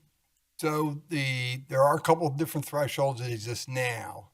What the proposed threshold of 500 square feet would take a threshold that's at 1,000 square feet, where we have a simplified method of collecting water and putting it in basically a seepage bed, an underground seepage bed. And there's a very basic formula to calculate the size of that, and it's meant to be calculated by the layperson. That threshold now if it goes down to 500, it goes from 1,000 square feet down to 500. So any addition in excess of 500, any proposed impervious cover in excess of 500 square feet, essentially taking 1 inch of runoff from that surface and you put it in a below grade seepage bed. There are some other alternatives that could be used, like the green infrastructure type stuff, but that's sort of a very simple way to describe it. I would say associated with that is also the requirement to then submit that stormwater management plan for the township for review. That amount instead of the 1,000. At this point, are you then, practically speaking, does that require the employment of, an engineer or some professional to assist you in that calculation and that construction? No, that's well, the construction, I mean, usually that's, you hire somebody to do it, but it's a good question because the threshold of 2,000 square feet, new or proposed impervious, will require you retain some level of professional to design the system. Purposely, the ordinance is set so 2,000 down to today, 1,000, or maybe tomorrow, whatever the board picks, is not require any kind of a third-party professional to do the design. It's purposely set up to be a very simple formula. Mr. President, and Mr. Pannoni, there is Appendix B in the ordinance that is the simplified approach to stormwater management for small projects. And in that, it specifies specifically if the guidelines presented in this brochure are followed, the individual homeowner will not require professional services to comply with these water quality and infiltration goals. So that it is laid out in Appendix B for homeowners with the smaller projects under 2,000 square feet of impervious surface. Yep, and we've had that in place since the 2010 adoption. Right. So that the 2,000 threshold's not proposing to change. Mr. Pannoni, just for the benefit of those who may not have seen our previous discussion in October about this, many of our neighboring communities already have it at 500 square feet, including Marple and anybody who's part of their basin, correct? Sure, anybody that was in the Crum Creek Basin, we're in the Darby Cobbs, had to have the thresholds down to 500. And I mentioned at the previous presentation, Marple and Springfield, because substantial part of their townships were in Crum Creek Basin, they just used the same uniform thresholds across the entire townships. And Mr. Pannoni, just to clarify, it's the DEP who determines the minimum threshold based on basin, correct? Yeah, the model ordinance that came from the DEP in 2010 had the threshold set at 1,000. Yep. Okay. And our basin is set at 1,000, but the Crumlin Basin. We're in the Darby Cobbs Basin. We're in the Darby, which is 1,000, but then the other one that you referenced that Marple and Springfield are mostly composed of, that's 500. Yep. Okay. Yes. Thank you. Are there any other questions or comments? Mr. Gondik, are you interested in amending this to change the 1,000 to change the 500 back to 1,000? You know what I am? I'm gonna make a motion. Well, wait, if we put this. I just, if that's going to be made, I'm going to offer a pretty strenuous objection to that. I mean, I just don't think there's a good policy reason to not reduce it to 500. We have all gotten calls over the last 6 years of stormwater issues in this township, and this is an opportunity to make good public policy and reduce it and force people that if they're going to put an addition in our overly built out township, that they have to have some sort of plan for their neighbors and for the stormwater and the impact it's going to have on them. There's no environmental, there's no stormwater reason to keep it at 1,000. The only reason is some perverse attempt to save costs for the person who is doing the addition without concern for the neighbors or the people down the street or any of the issues we have on Winfield Drive or any of these other areas where we have problems every time there's a major storm. So you can say that it's not fair to the person doing the addition, but we have very limited opportunities as a township to do anything to improve our stormwater issues. And this is that opportunity. And it is incumbent on this board to take advantage of that opportunity. So I appreciate your comments. Thank you, Mr. McCluskey. For purposes of procedure, how this would go is that if Mr. Gondik were to seek to amend this, he would have to ask the person who moved the ordinance into consideration as to whether they accept his amendment. And then if that person accepted his amendment, then the person who seconded the ordinance would have to accept the amendment. And then the ordinance as amended would be under consideration. At that point, whether his effort to amend fails or succeeds, I think at that point, I expect a number of our colleagues also who have strong feelings on this one way or another who may raise those issues then. So thank you for your comments. But Mr. Gondek, if you want to pursue this effort in vain, good luck. You probably have one more vote than you think, but and I will say, this is why we do this. This is why we're here. And that's why I was kind of somewhat hesitant, but I feel that it's important to speak about this particular issue. So I will make the amendment. The reason why I make this amendment to put it at 500 is it was at at 1,000. I apologize. Is not really to switch it to 1,000, but to keep it at 1,000, considering that's where it was.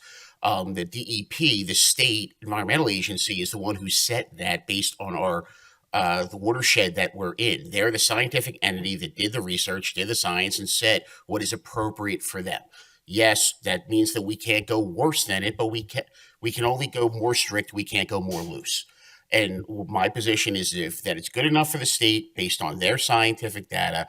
I, as a commissioner, am not going to impose an additional burden on the homeowners of this township from a regulatory point of view that the state itself and their environmental science, we don't have our own scientists. We don't have our own department. So I'm not, as a commissioner of this township, going to impose a regulatory burden on our homeowners when they're trying to do improvements to their property that the state, with its departments that vastly have vast more resources than we do, isn't going to impose. If 1,000's good for them, 1,000's good for me.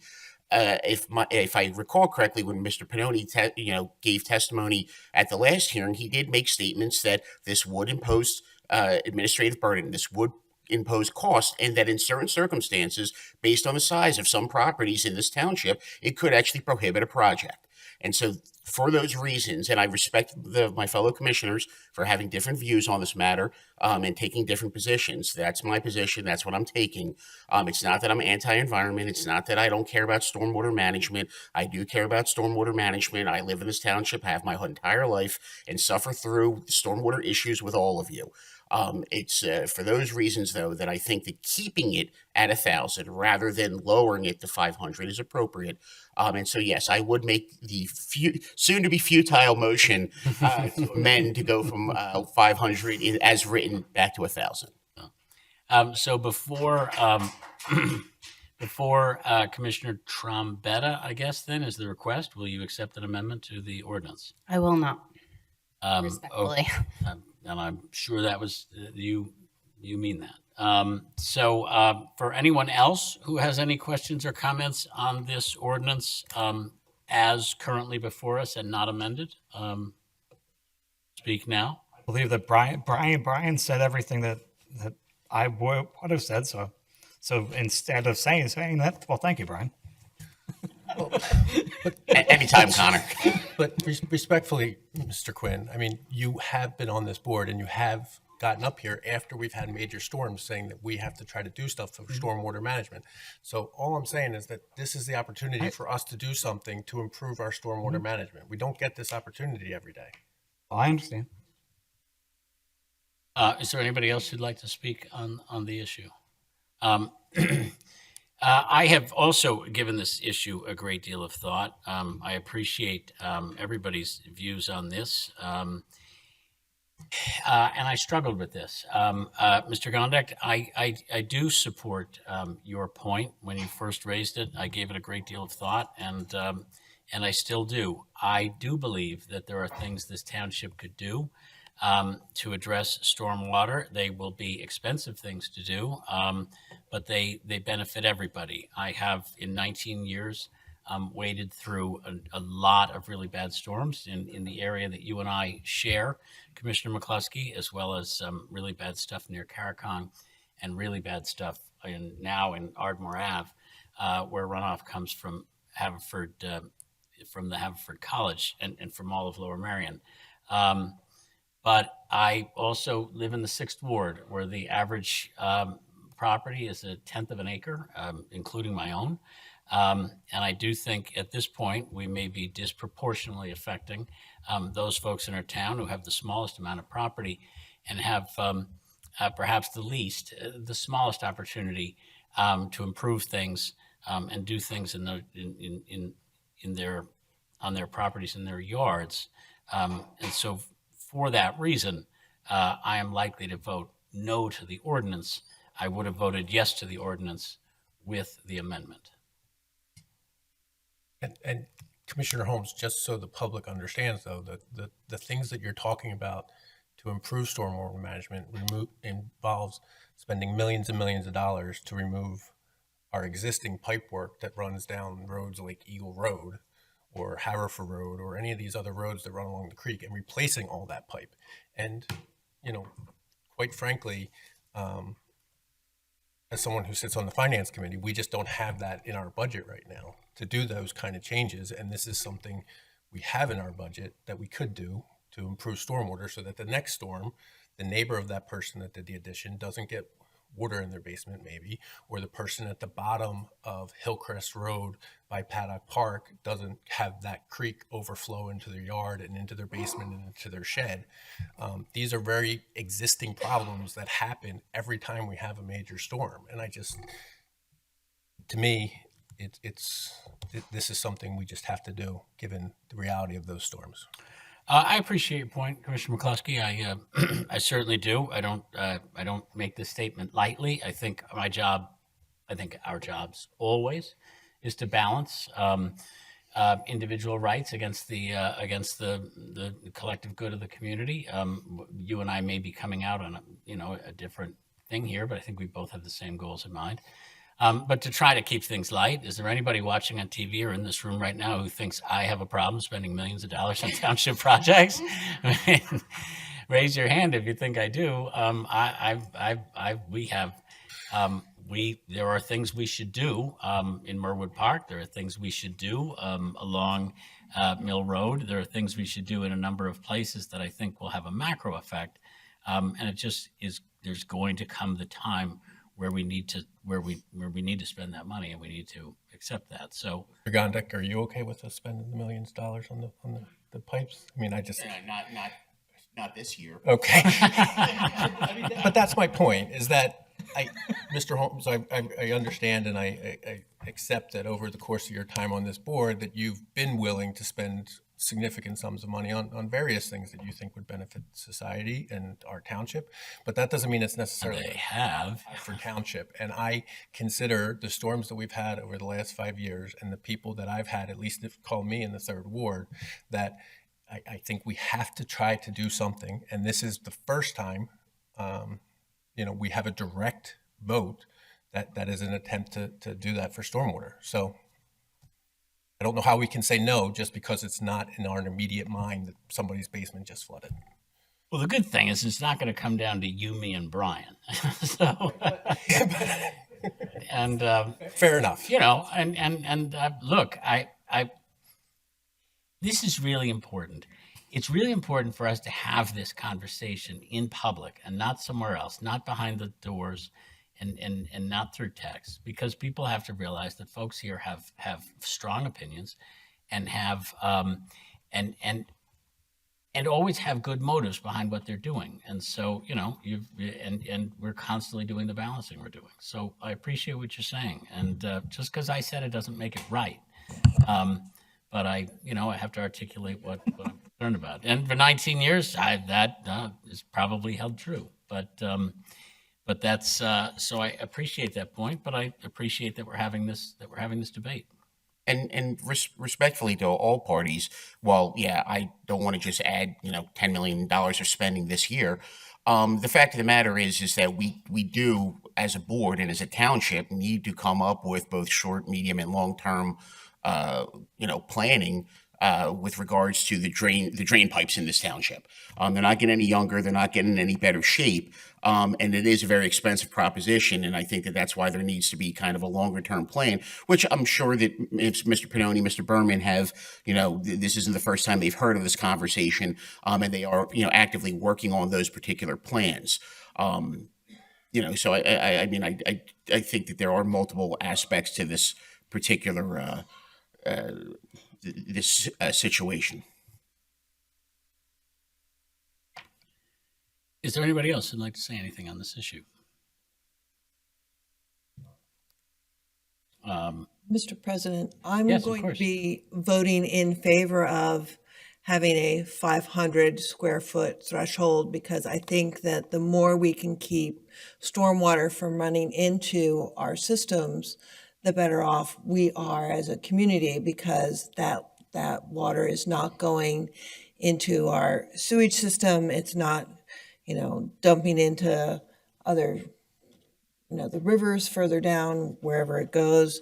The more water we can keep within our township and sort of spread out, the better off we're going to be ultimately. Is that? Thank you. And this is only the first reading here, so we could change our minds in the next, like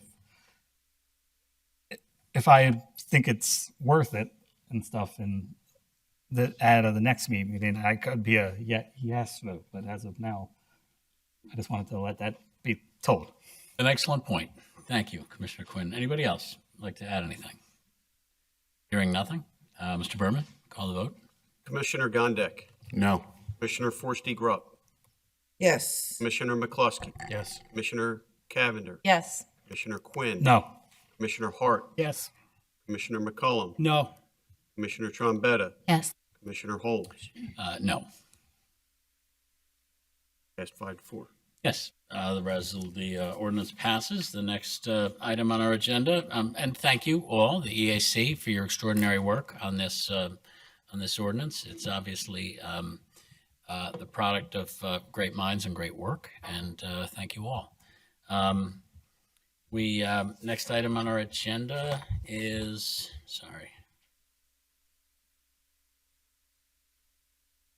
P13 of 2024, a second reading for a traffic ordinance. Mr. President, motion to adopt the second reading of ordinance number P13, 2024, establishing stop intersections on Woodbine Road North at the intersection of Washington Avenue and on Paddock Road at the intersection of Marybrook Drive, and special purpose parking zones in front of 606 Darby Road, first floor. We have a motion and a second. Any questions or comments on this second reading for a traffic ordinance? Hearing none. Commissioner Gondek. Yes. Commissioner Forresty-Grubb. Yes. Commissioner McCluskey. Yes. Commissioner Cavender. Yes. Commissioner Quinn. Yes. Commissioner Hart. Yes. Commissioner McCullum. Yes. Commissioner Trombetta. Yes. Commissioner Holmes. Yes. Our final ordinance of the evening, ordinance P14 of 2024, also a traffic ordinance, first reading. Mr. President, I'd like to make a motion to adopt the first reading of ordinance number P14, 2024, establishing parking time limited zones at Polo Field, 109 County Line Road, and establishing special purpose parking zones in front of 65 Rodmore Road. Second. We have a motion and a second. Any questions or comments on this? I would like to make a comment. Polo Field is in the 5th Ward, and I believe this ordinance is geared towards preventing cars from parking in the bus zone during baseball and softball season. And so I want to ask the chief, do you think it makes sense to change this ordinance so that we can, I think the idea was that we could ticket people who weren't enabling the buses to park there.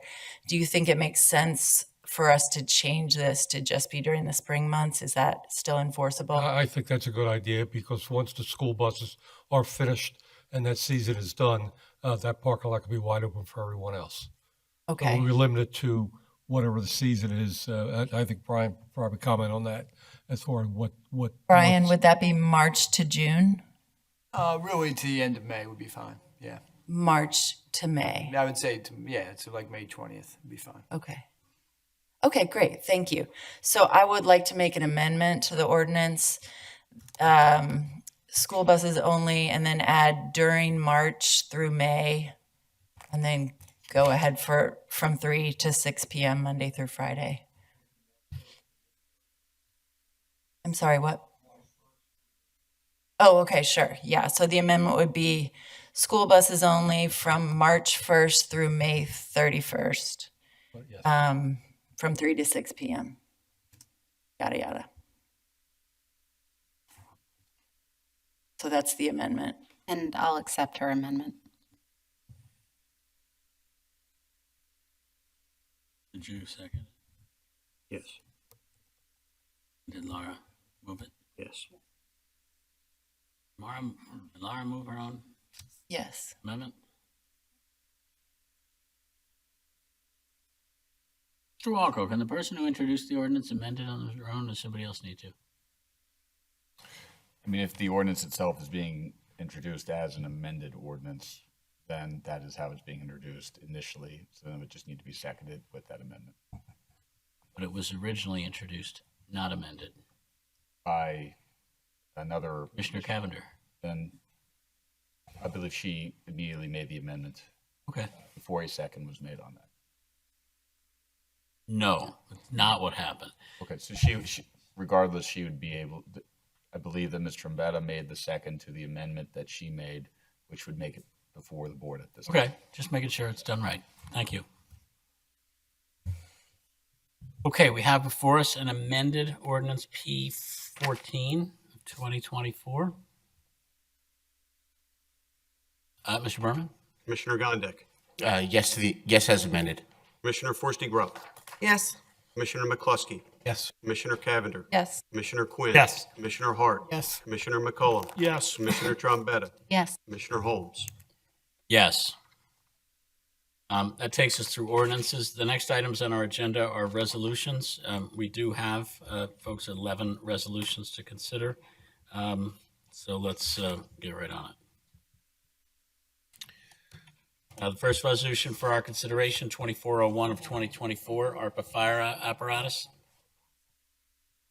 Mr. President, a motion to adopt Resolution 2401 of 2024, authorizing an additional $1,475,000 from the Township's American Rescue Plan Fund allocation towards the fire apparatus purchases approved during the Board of Commissioners November 13th, 2023 public meeting.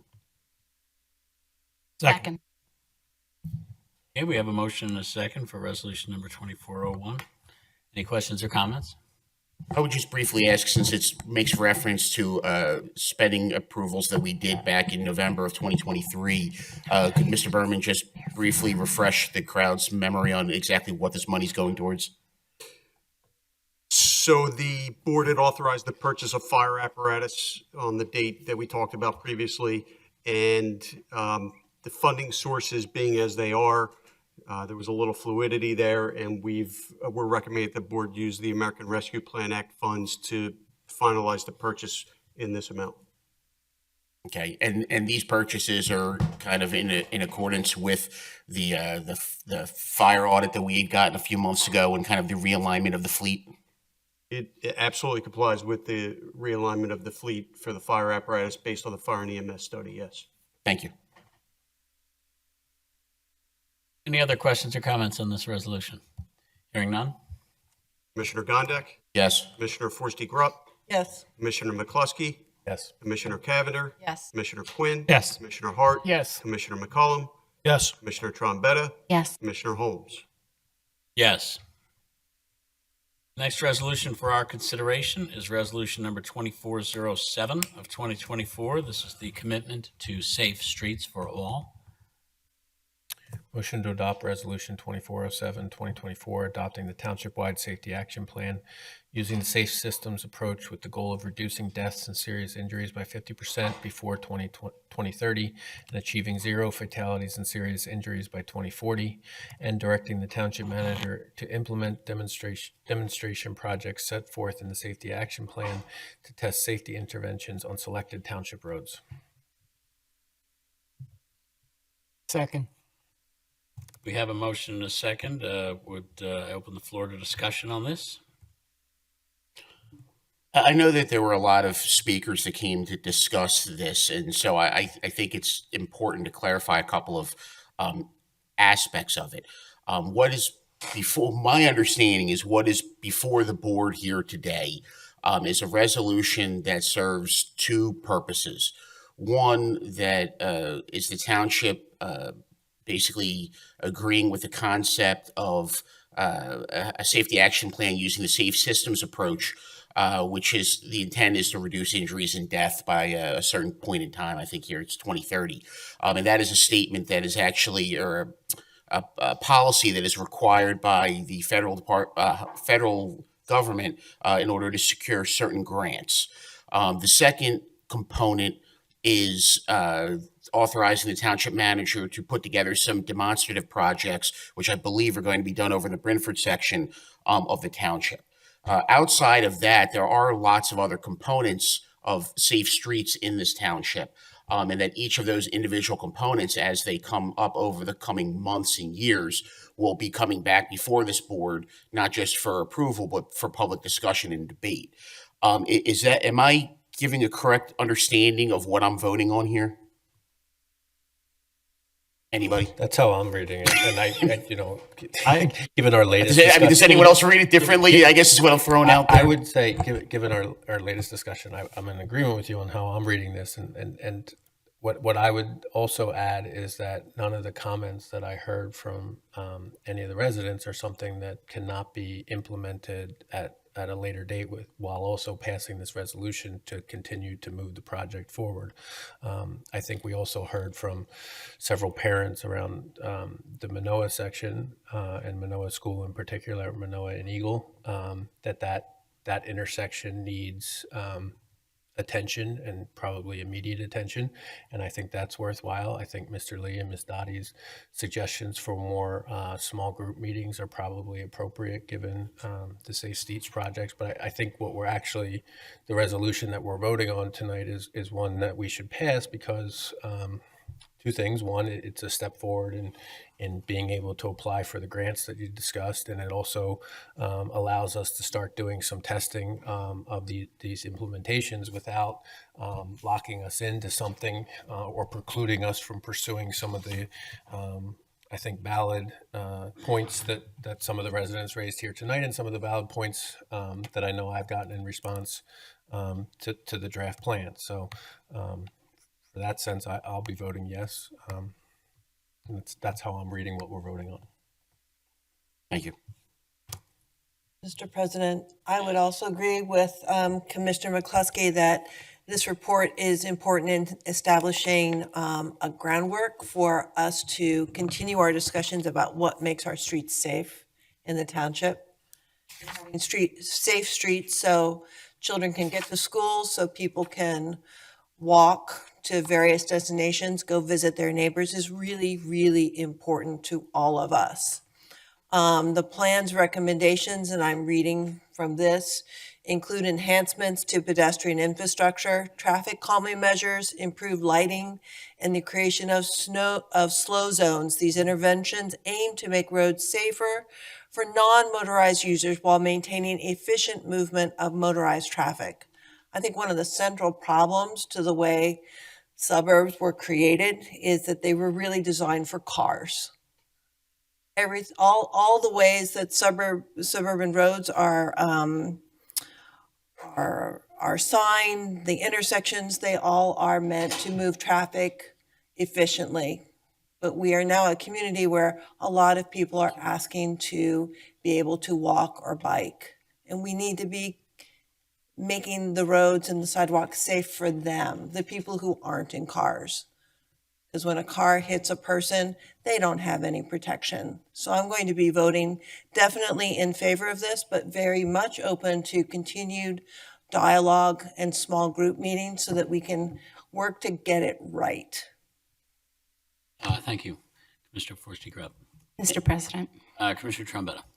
So I actually came in tonight preparing to vote in favor of this. However, in light of the testimony today, I think I'd like to motion to table it for one additional month to allow us the opportunity to hear from CH Planning again and to, in that next month timeframe, maybe allow them to receive this feedback from the residents that we heard tonight, and of course, anybody who's in the public who's viewing this, who wants to submit their views on this safety action plan. That said, I think that the goals outlined in the resolution are worth supporting. And I also want to mention that there was quite a process to get to this point. So I understand that we had a kickoff meeting for the Safe Streets for All study. We then had, I believe, 9 focus groups, one for each ward.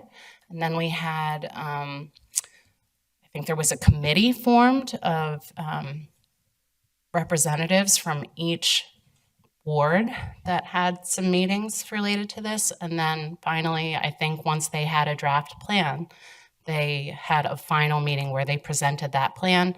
They used the input from that final meeting to then create what we're seeing, that was published on October 16th on our website. So I do think there's been ample time. That said, again, given the testimony tonight, I think allowing for one more month to provide a little more opportunity for some input and hearing from CH Planning would be worthwhile. So I And I'll motion to second table. that. So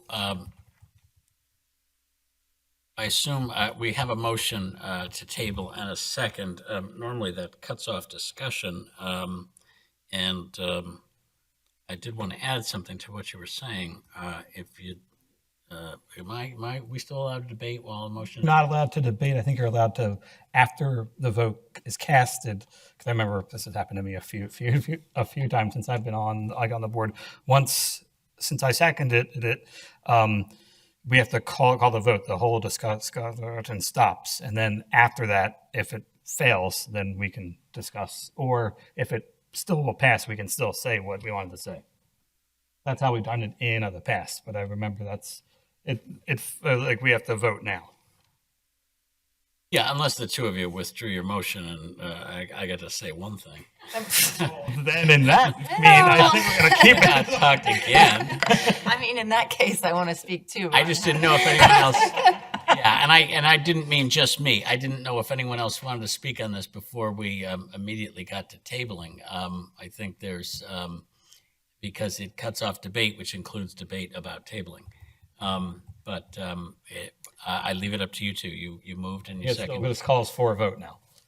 Okay. I'm happy to rescind my motion to table to allow for further comment, Okay, then I will. but I reserve the right to bring it back. Yeah, and this doesn't change it at all. I was going to say, and this is in support, actually, Commissioner Trombetta, of what you've said, and that is that one of the things we're resolving in here is to direct our township manager to begin implementing things in the identified selected township roads. I think we've heard from some folks that list, those selected township roads, may have some glaring omissions, and it's worth a little more investigation. Well, wait, no. I mean, what we're doing is the test case on the Brentford project and the Brentford roads. The additions of the other roads that talking about Colfix or talking about Minoa and Eagle are for projects farther on down the line. Again, all we're voting on today is to adopt the plan to set a goal of reducing deaths and serious injuries by 50% before 2030 and achieving 0 fatalities and serious injuries by 2040, and directing the township manager to implement demonstration projects set forth in the safety action plan.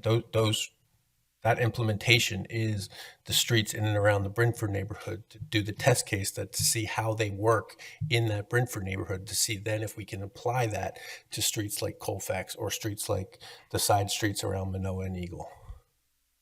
So I don't see how for a month is going to change where we're going to test these things.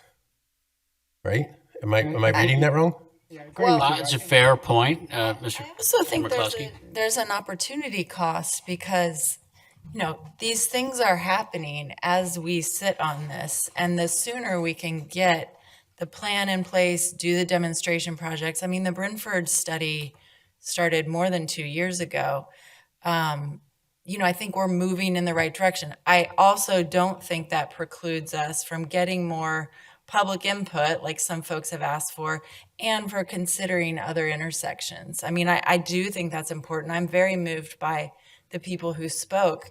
And frankly, I think that's part of the process, is having this discussion, more people coming forward. We see how we can accommodate that. But I don't necessarily think it means that we should hold off on enabling our township manager to start getting us ready to apply for some grants, because we need grants to get these things done unless we're going to put it all in the budget, which I don't think we should. I think we should try to get outside funding when we can.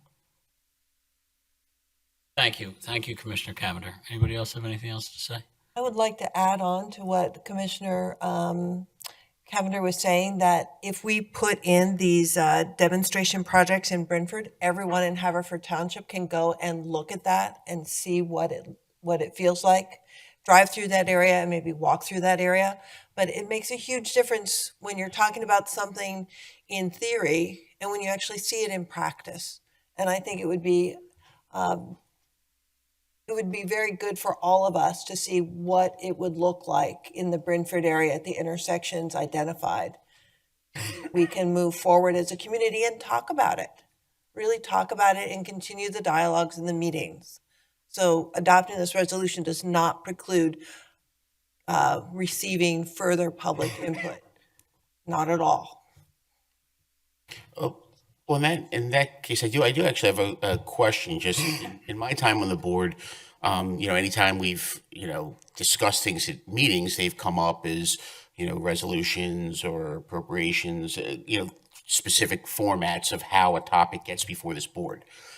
So I guess my question would be, if I want to hear from CH Planning, obviously in a public forum where the citizenry can be involved, and maybe even some of the other people that are on this advisory committee for the Safe Streets program, if we were to approve this today, under the auspices that it's basically some verbiage that we need for grants and to get the Brentford tests rolling forward, under what mechanism can I be assured that we'll be able to come back, in the not too distant future, ideally December, and have this as a topic on the agenda? I'm just not aware of the method to accomplish that, and so I kind of throw this out to anyone, maybe even Mr. Walko. How can I be? How can my fear here be alleviated that if we pass this today, the concerns that have been voiced kind of just fade off? Before Mr. Walko answers that, I can simply tell you we can always put anything on the agenda for purposes of discussion. Even if we act tonight on this resolution, it doesn't mean CCH can't come back for more. Is it CCH? CH Planning can't come back and get, answer our questions, invite input from folks, especially if it's on our agenda as a agenda discussion item. We don't have to take official action for something to be on our agenda. Okay, I appreciate that. I just, in my time on the board, I wasn't familiar with kind of the ins and outs of that process. I also think separate from this, Chief Viola's heard all these conversations. He's familiar with Manoa and Eagle, and perhaps some additional police presence there could be helpful immediately. Well, that Manoa and Eagle, I have to agree with the speakers that got up there. And I spoke to Sherry about that also. I just spoke to Dave Pinoni about moving forward, trying to get that traffic light readjusted to have a full walk cycle there so the traffic is stopped. We agree it is a dangerous intersection. We had a number of serious incidents there. And especially this time of the year with the bright sunlight, you are blinded when you make that left turn. So we do want to move forward with that. Like I said, I asked Mr. Pinoni to give me some advice so we can talk to Township Manager in the next few days and to move forward with that. Thank you. That's great to hear. Does anybody else have any questions or comments on this? So I make a motion to table this. Do we have to do it again? So moved. Is there a second? Second. So we have a motion to table and a second. So what we immediately must now consider is yes, no on tabling this resolution. Mr. Berman? Commissioner Gondek? Yes to table. Commissioner Forste-Grupp? No on tabling. Commissioner McCluskey? No. Commissioner Cavender? No. Commissioner Quinn? Yes. Commissioner Hart? No. Commissioner McCollum? No. Commissioner Trombetta? Yes. Commissioner Holmes? Yes. 3, 4, 5. The result is no to table.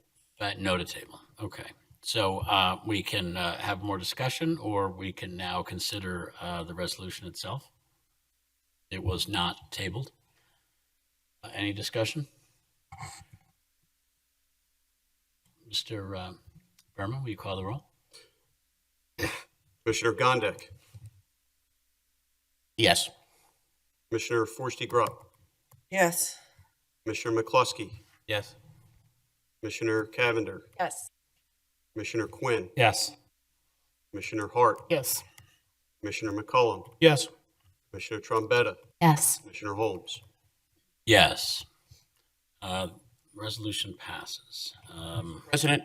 Yes. If I may briefly interject, I would just, since we're talking about this topic now, I would respectfully request that this topic be put on the December agenda as a talking point or a discussion point, and that a representative of CH Planning and anyone else who, any of the other commissioners may request, are invited to speak.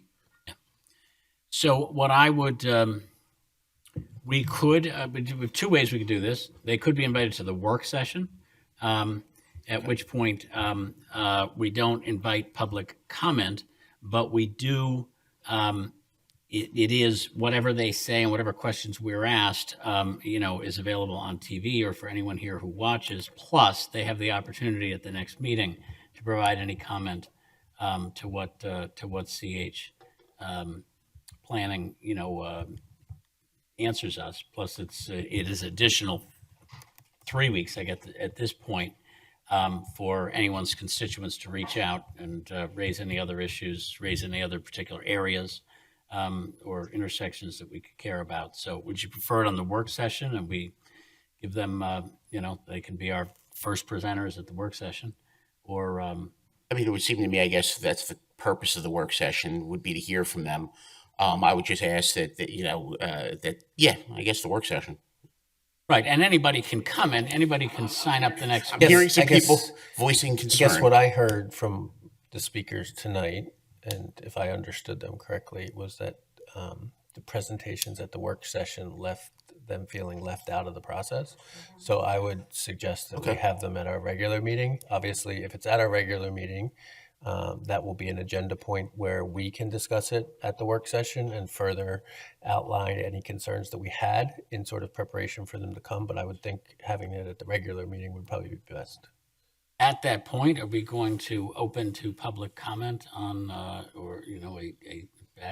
as opposed to we've had just simply public meetings in the past dedicated to a particular subject, or I don't think you have to. Then it's on the agenda. I think if it's on the agenda, on the they'll agenda, just then come people to will have speak the about opportunity it, to say. Well, that's right. My apologies. Yeah, right. It's on the agenda, and we don't have to take official action. If it's on our agenda, people could speak about it at the start of the meeting. Right. Thank you. As for to be Thanks put for on that the actual meeting, not All the right, work. they will be invited, and what we will do is we will put them first, and then public comment afterwards. But they'll be here, and we will hear public comment, and yeah, it makes sense. We may very well invite them back up. Sure. Okay, that's currently the plan then, not the work session, but our regular meeting. Now, that regular meeting starts off as our second budget meeting. So there'll be the budget meeting, and then we will. I believe that we have agenda that just goes for all of it beforehand, right? Or before? I mean, the meeting will start with budget, okay, and then we move to our regular agenda. We have public comments strictly for the budget, and then we have a budget. We have a number of budget votes, and then the regular meeting will start. And at that point, that's when we can have CH planning. That makes sense to everybody? Yeah. All right. Thank you. You're welcome. So our third resolution to consider, Resolution 2411 of 2024. This is the ARPA Stadium Locker Room Renovation Project. Mr. President, motion to adopt Resolution 2411 of 2024, authorizing the amount not to exceed $881,000 from the Township's American Rescue Plan Fund allocation for the Stadium Locker Room Renovation Project. Do we have a second? Second. We have a motion and a second for the ARPA Stadium locker room renovation project. Do we have any questions or comments? We've heard a great deal of good information tonight. I would just like to briefly thank the Ice Rink Advisory Board, Amy Cuthbertson, Dave Berman, the other township employees who have spent countless hours and time dedicated to this project and really kind of, keeping it going and getting it across the finish line. And I'd just like to, thank them for their time and effort. Without all of their work, we wouldn't be here. And so I just wanted to recognize that briefly. Thank you, Mr. Gondek, and I echo your thanks. Anybody else? Any questions or comments? Hearing none. Commissioner Gondek? Yes. Commissioner Forresty Grubb? Yes. Commissioner McCluskey? Yes. Commissioner Cavender? Yes. Commissioner Quinn? Yes. Commissioner Hart? Yes. Commissioner McCollum? Yes. Commissioner Trombetta? Yes. Commissioner Holmes? Yes. Next resolution for our consideration is Resolution 2412 of 2024. This is the ARPA EMS apparatus and equipment. Mr. President, Yes. I'd like to make a motion to adopt resolution number 2412-2024, authorizing an amount not to exceed $142,250 from the Township's American Rescue Plan Fund allocation to remount/refurbish one EMS apparatus and $54,978 for the purchase of two Stryker power load systems, net of $8,000 trade-in and disposal of current systems. Second. We have a motion and a second. Any questions or comments on this? Hearing none. Commissioner Gondek? Yes. Commissioner Forresty Grubb? Yes. Commissioner McCluskey? Yes. Commissioner Cavender? Yes. Commissioner Quinn? Yes. Commissioner Hart? Yes. Commissioner McCollum? Yes. Commissioner Trombetta? Yes. Commissioner Holmes? Yes. Next resolution for our consideration, resolution number 2414 of 2024. This is a PennDOT mowing services agreement.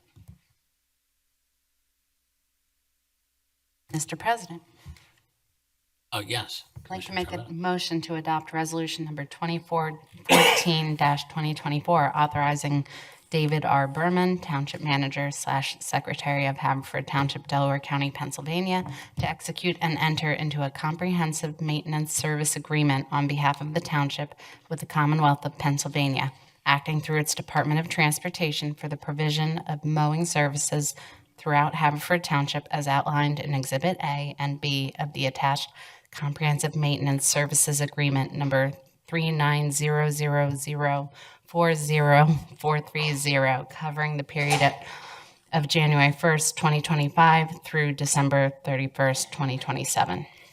Second. We have a motion and a second for the PennDOT mowing services agreement. Any questions or comments on this? This is, assume this is our standard agreement that we've done every year with PennDOT? That's correct. It's not every year necessarily, but it's a standard agreement, yes. Anybody else have any questions or comments? Hearing none. Commissioner Gondek? Yes. Commissioner Forresty Grubb? Yes. Commissioner McCluskey? Yes. Commissioner Cavender? Yes. Commissioner Quinn? Yes. Commissioner Hart? Yes. Commissioner Trombetta? Yes. I'm sorry, Commissioner McCollum? Yes. Commissioner Trombetta? Yes. Commissioner Holmes? Yes. Our next resolution for consideration is 2415, the announcement of a public hearing. Motion to adopt Resolution 2415, 2024, announcing that a public hearing shall be held before the Board of Commissioners on Monday, December 9th, 2024, at 6:15 p.m. in the Commissioners' Meeting Room, 1014 Darby Road, Havertown, PA, to consider an ordinance amending Chapter 182 zoning, Section 182-106B, to provide for new definitions related to buildings, structures, and lots, Section 182-711 related to accessory building and accessory structure regulations, and Section 182-802 related to non-conforming uses, buildings, and structures. Second. We have a motion and a second. Mr. Pennoni, can you remind me of this? This is zoning amendment, right? Jamie. Amy, I'm sorry, my apologies. That's okay. Mr. Losian. Yep. What, do you have any questions about it or? No, just generally speaking, what would, Generally speaking. So it's going to amend our nonconformities section as it pertains to the structure of it, to sort of separate nonconforming uses, nonconforming buildings, nonconforming lots, just to sort of clarify those sections. And then we are adding some provisions for accessory structures as it relates to mostly decks and patios. thank you. So it's just, getting rid of any ambiguities in there about with regard to structure versus lots versus, what did you say, buildings, structures, lots, Right. So nonconformities can be, uses. structures, buildings, and lots. And they're sort of all lumped together right now. So just clarifying to separate them and be able to address them per the nonconformity that exists. And will they make your job easier? Sure. Yeah, and I don't ask you that to put you on the spot for, selfish reasons. I just mean that's removing that ambiguity makes it better for everybody in terms of predictability, in terms of consistency, in terms of modernizing our code, I assume. So on the basis of what the nonconformity is, whether or not there's multiple nonconformities, right? So as long as you can take it step by step and address whichever the nonconformity is, that makes it a lot easier for interpretation. Thank you. That's been very informative. Anybody else have any questions or comments?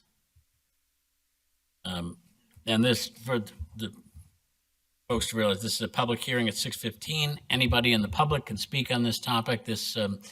These amendments will be published, right? And available? Yes. Yeah, for folks to look at.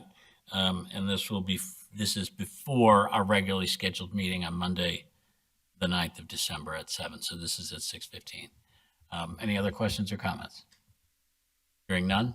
Commissioner Gondik? Yes. Commissioner Forresty-Grubb? Yes. Commissioner McCluskey? Yes. Commissioner Cavender? Yes. Commissioner Quinn? Yes. Commissioner Hart? Yes. Commissioner McCollum? Yes. Commissioner Trombetta? Yes. Commissioner Holmes? Yes. Next resolution for our consideration is 2416 of 2024. That is the Pico Green Region Open Space Program bonus round. Mr. President, Yes, Commissioner Trombetta. I'd like to make a motion to adopt resolution number 2416-2024, authorizing application to the 2024 Pico Green Region Open Space Program bonus round for the Haverford Township Building Solar Installation Project. Second. We have a motion and a second. Any questions or comments on this resolution? Just to clarify, this resolution isn't technically approving any specific project. This is purely to apply for a grant for a project that'll come before us down the road. That is correct. Thank you.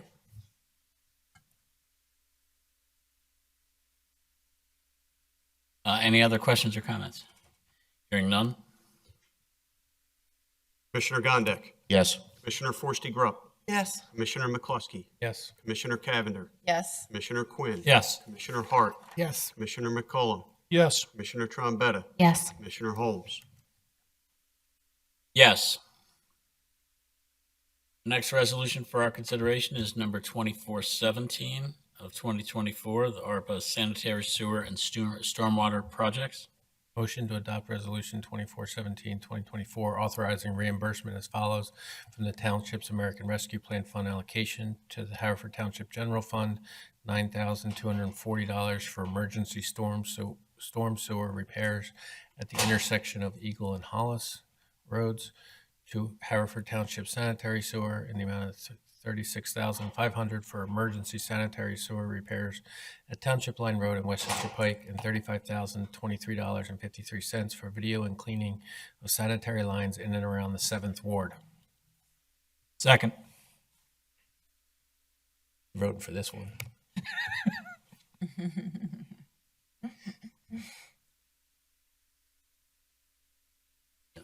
All right, we have a motion and a second. Any questions or comments? Hearing none. Commissioner Gondik. Yes. Commissioner Forresty Grubb. Yes. Commissioner McCluskey. Yes. Commissioner Cavender. Yes. Commissioner Quinn. Yes. Commissioner Hart. Yes. Commissioner Trombetta. Yes. Jeez. Commissioner McCollum. Yes. Commissioner Trombetta. And Commissioner Holmes stepped away. So Commissioner Snow stepped away. Can I have somebody read the next resolution? Ms. Vice President, I'd like to make a motion to adopt Resolution 2418-2024 for preliminary final land development plan approval for 938 square feet of building addition and related improvements for the Quadrangle Art Studio building at 3300 Darby Road, Havertown, PA, known as DC Folio number 2204001800. Is there a second? Second.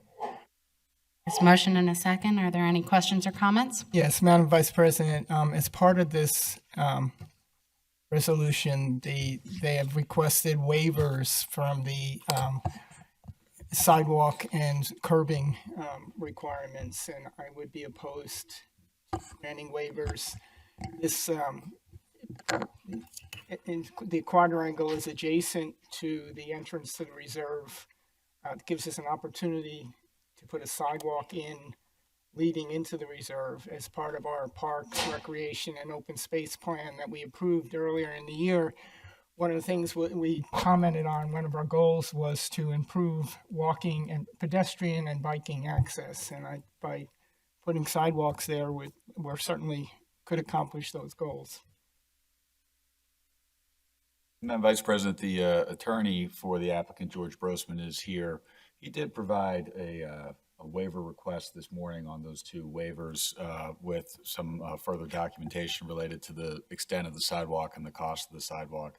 I think that was not circulated due to the email issue that I was unaware of this morning. I'm sure he was unaware of this morning as well. But if there are any questions in that regard, I'm sure he could speak to that with the board. Because those are two waivers that, amongst other waivers that are pretty non-substantial, that are being requested for the sidewalks and the associated curbing.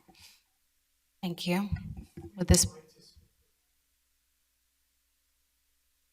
Is this board willing to indulge that? I would like to, yes. Sure. Very good. Especially because we didn't Sir. get the email, so.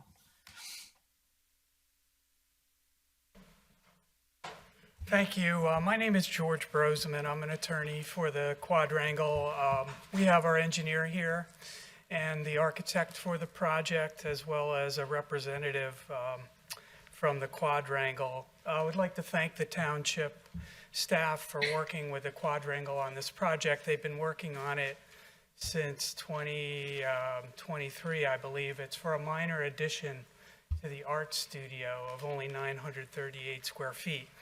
The Quadrangle is a senior life care community, and it has a series of internal roads and sidewalks that serve the residents. And we recently became aware of the sidewalk and curb issue. The project has been recommended by the Historical Commission, the Planning Commission, and the Shade Tree Commission. We took a look at the ordinance, and I did write a letter, and I'd like to call our engineer up. I don't know if we could display a plan that he has created. There's quite a undue hardship that would be created in creating these curbs and sidewalks. There's over a mile of frontage on the exterior of the Quadrangle. As I mentioned, there's internal sidewalks and roads.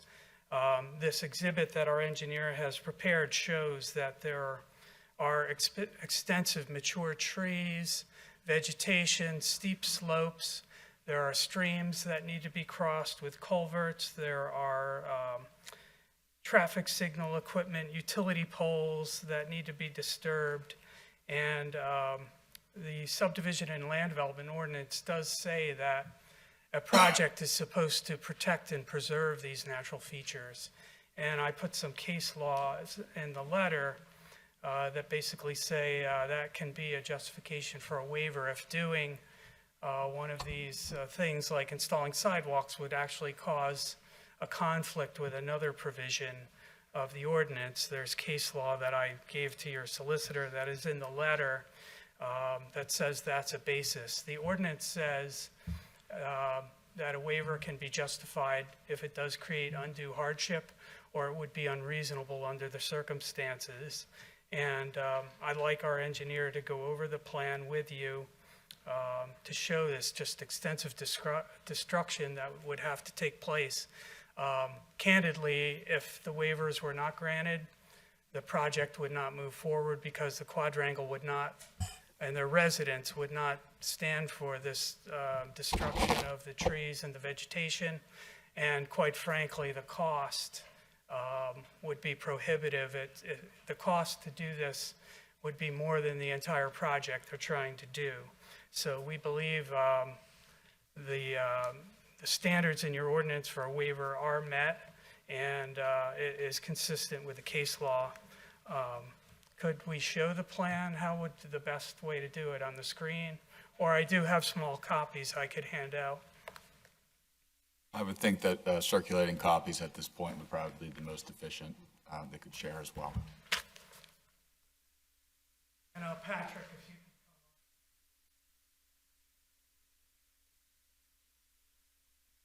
Thank you.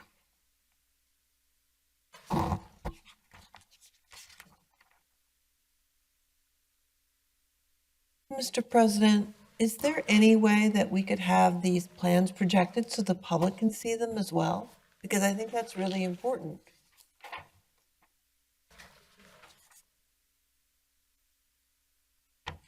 I do have a couple extras people would like to see, and we have a larger one we could hold up.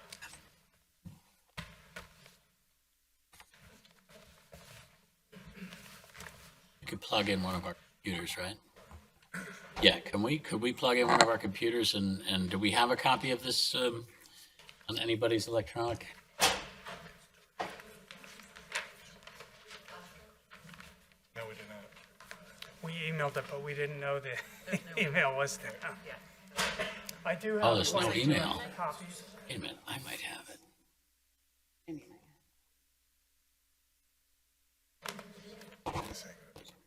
Would anybody like a copy? You have another?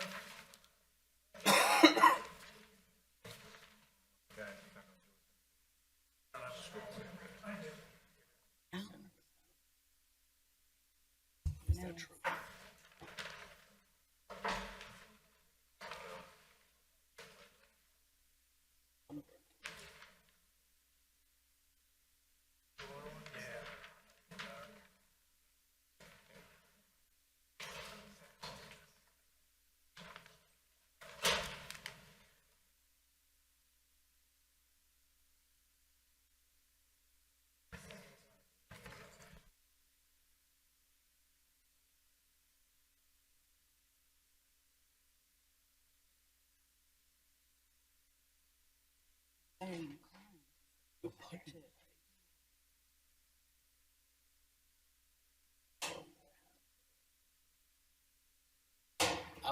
Let's, Christina, let's just declare a 5-minute recess. I'm sure people want to go to the men's room or anything. I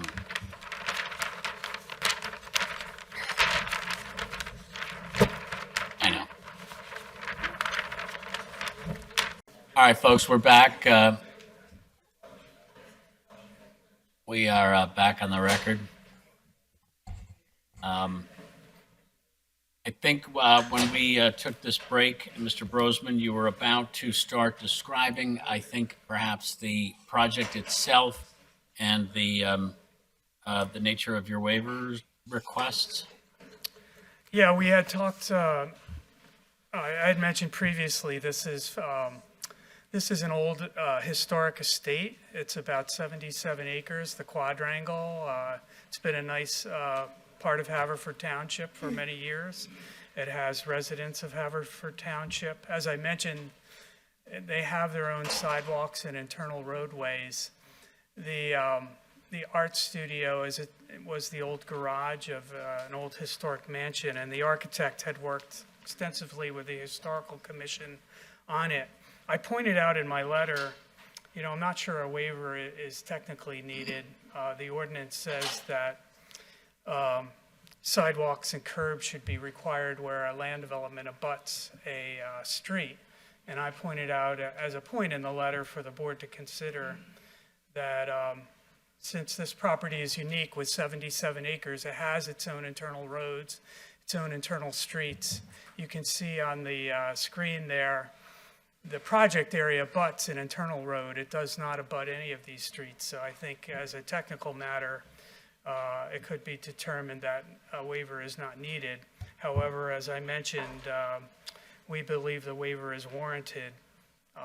One of the themes that runs through these things, and I understand the comment about, the township would like to have sidewalks, but some of the case law in my letter points out the purpose of the sidewalk requirements are not really for the township to get sidewalks when a developer comes. It's really, these requirements are meant to be related to the scope of the project. This size of addition internal is really not generating the need for the sidewalk. It's a minor addition to an existing facility. The programming isn't really going to be increased, and the number of people using it is not going to increase. And so the project is not really generating any need for this. When you couple that with the undue hardship that would be created by the demolition of the natural and man-made features, as well as the prohibitive cost, we think the waivers are warranted. And I know the sidewalks are a tough issue that townships grapple with, but I think in If I could this just unique. interrupt a minute, because we're not Pardon? talking, if I could just interrupt for a Sure. minute, we're not talking about sidewalks all around the property. We're talking about approximately 100 yards, a pathway of some type of sidewalk from the entrance to the quadrangle to the entrance of the reserve, not the whole property. So it's significantly less cost. And it would improve the access to the reserve for the residents in the quadrangle. We didn't know that until tonight. There are still, I understand, a lot of trees, and I think the historic wall is there. There's traffic signal equipment there. So that's not an easy task either. I do appreciate hearing that the whole mile is not in play. That's certainly helpful.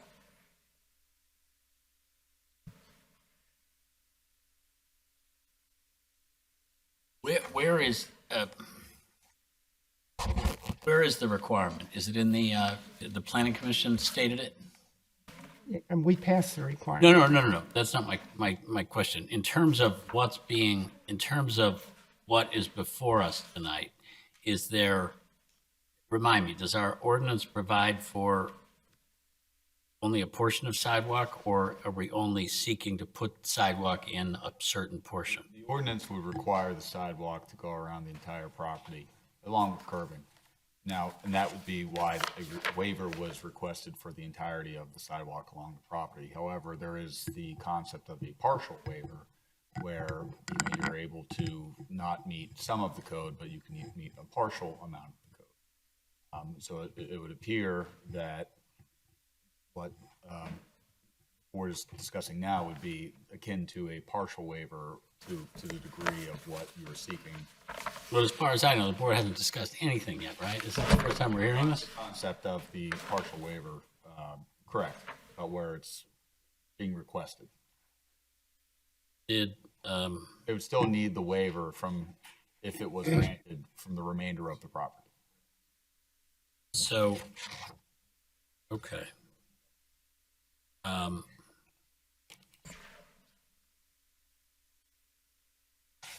All right, go on. I'm sorry, I cut you off.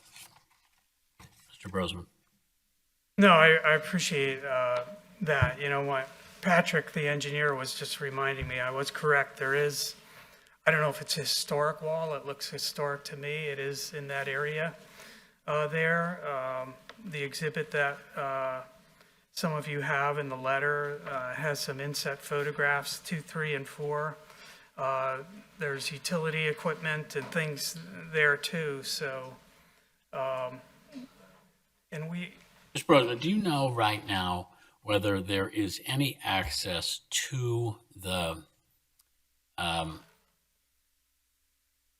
Haverford Reserve site? Is there any other access from the quadrangle other than Darby Road? Is there a path? Is there any other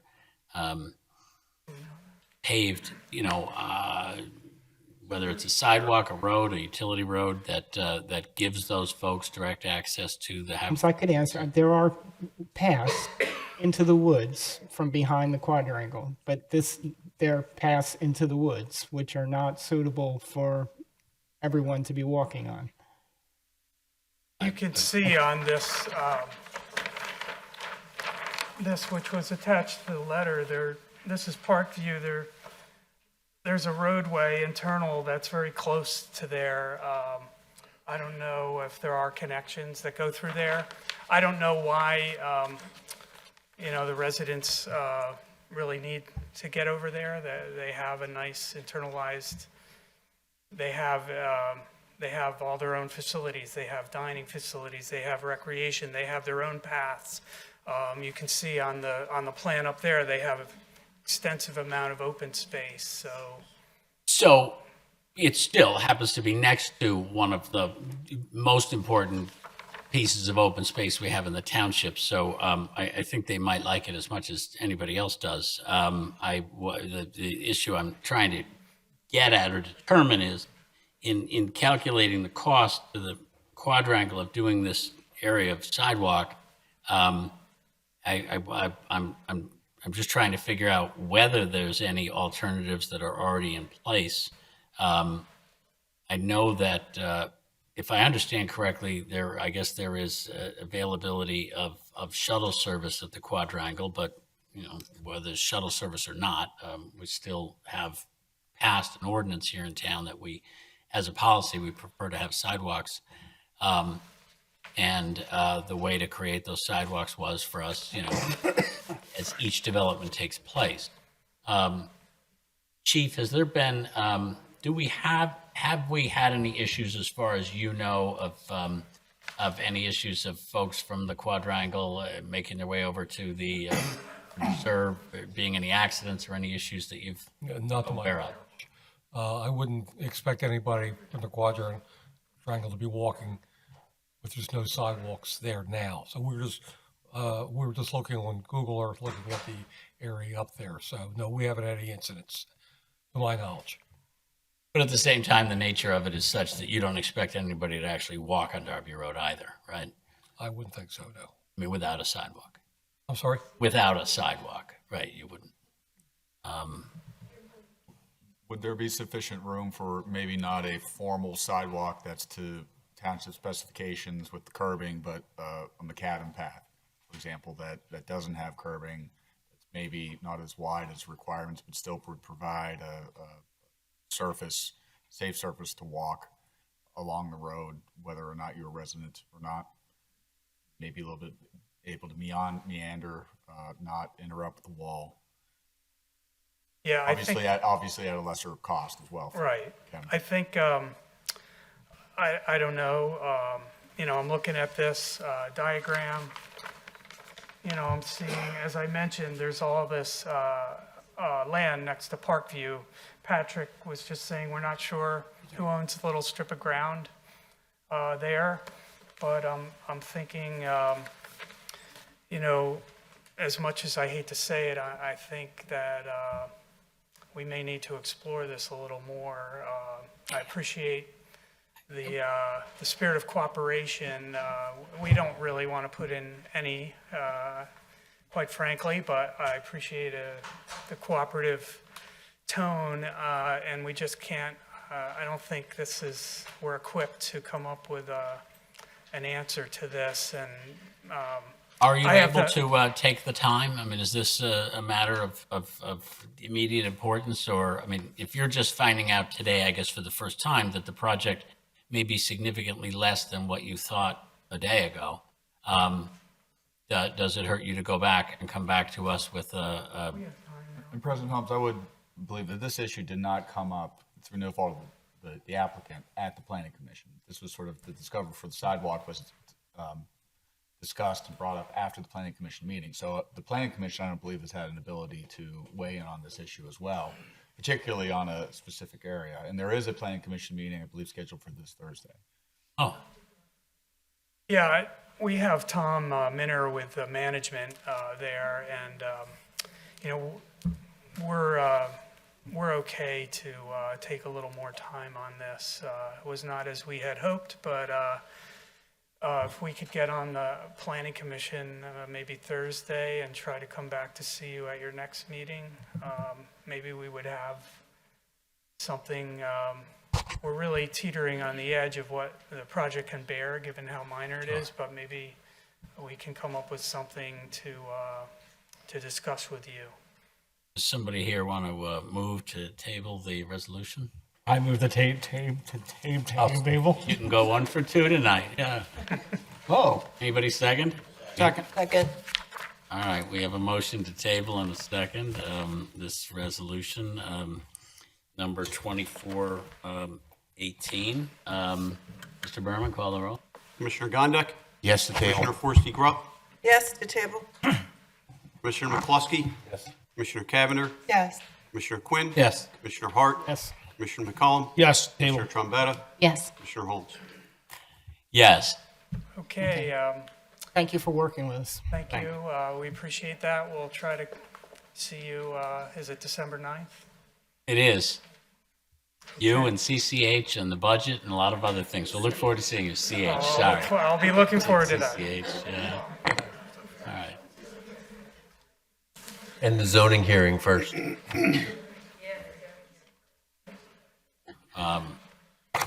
And thank you all. Thank you for coming and for your presentation. Thank you.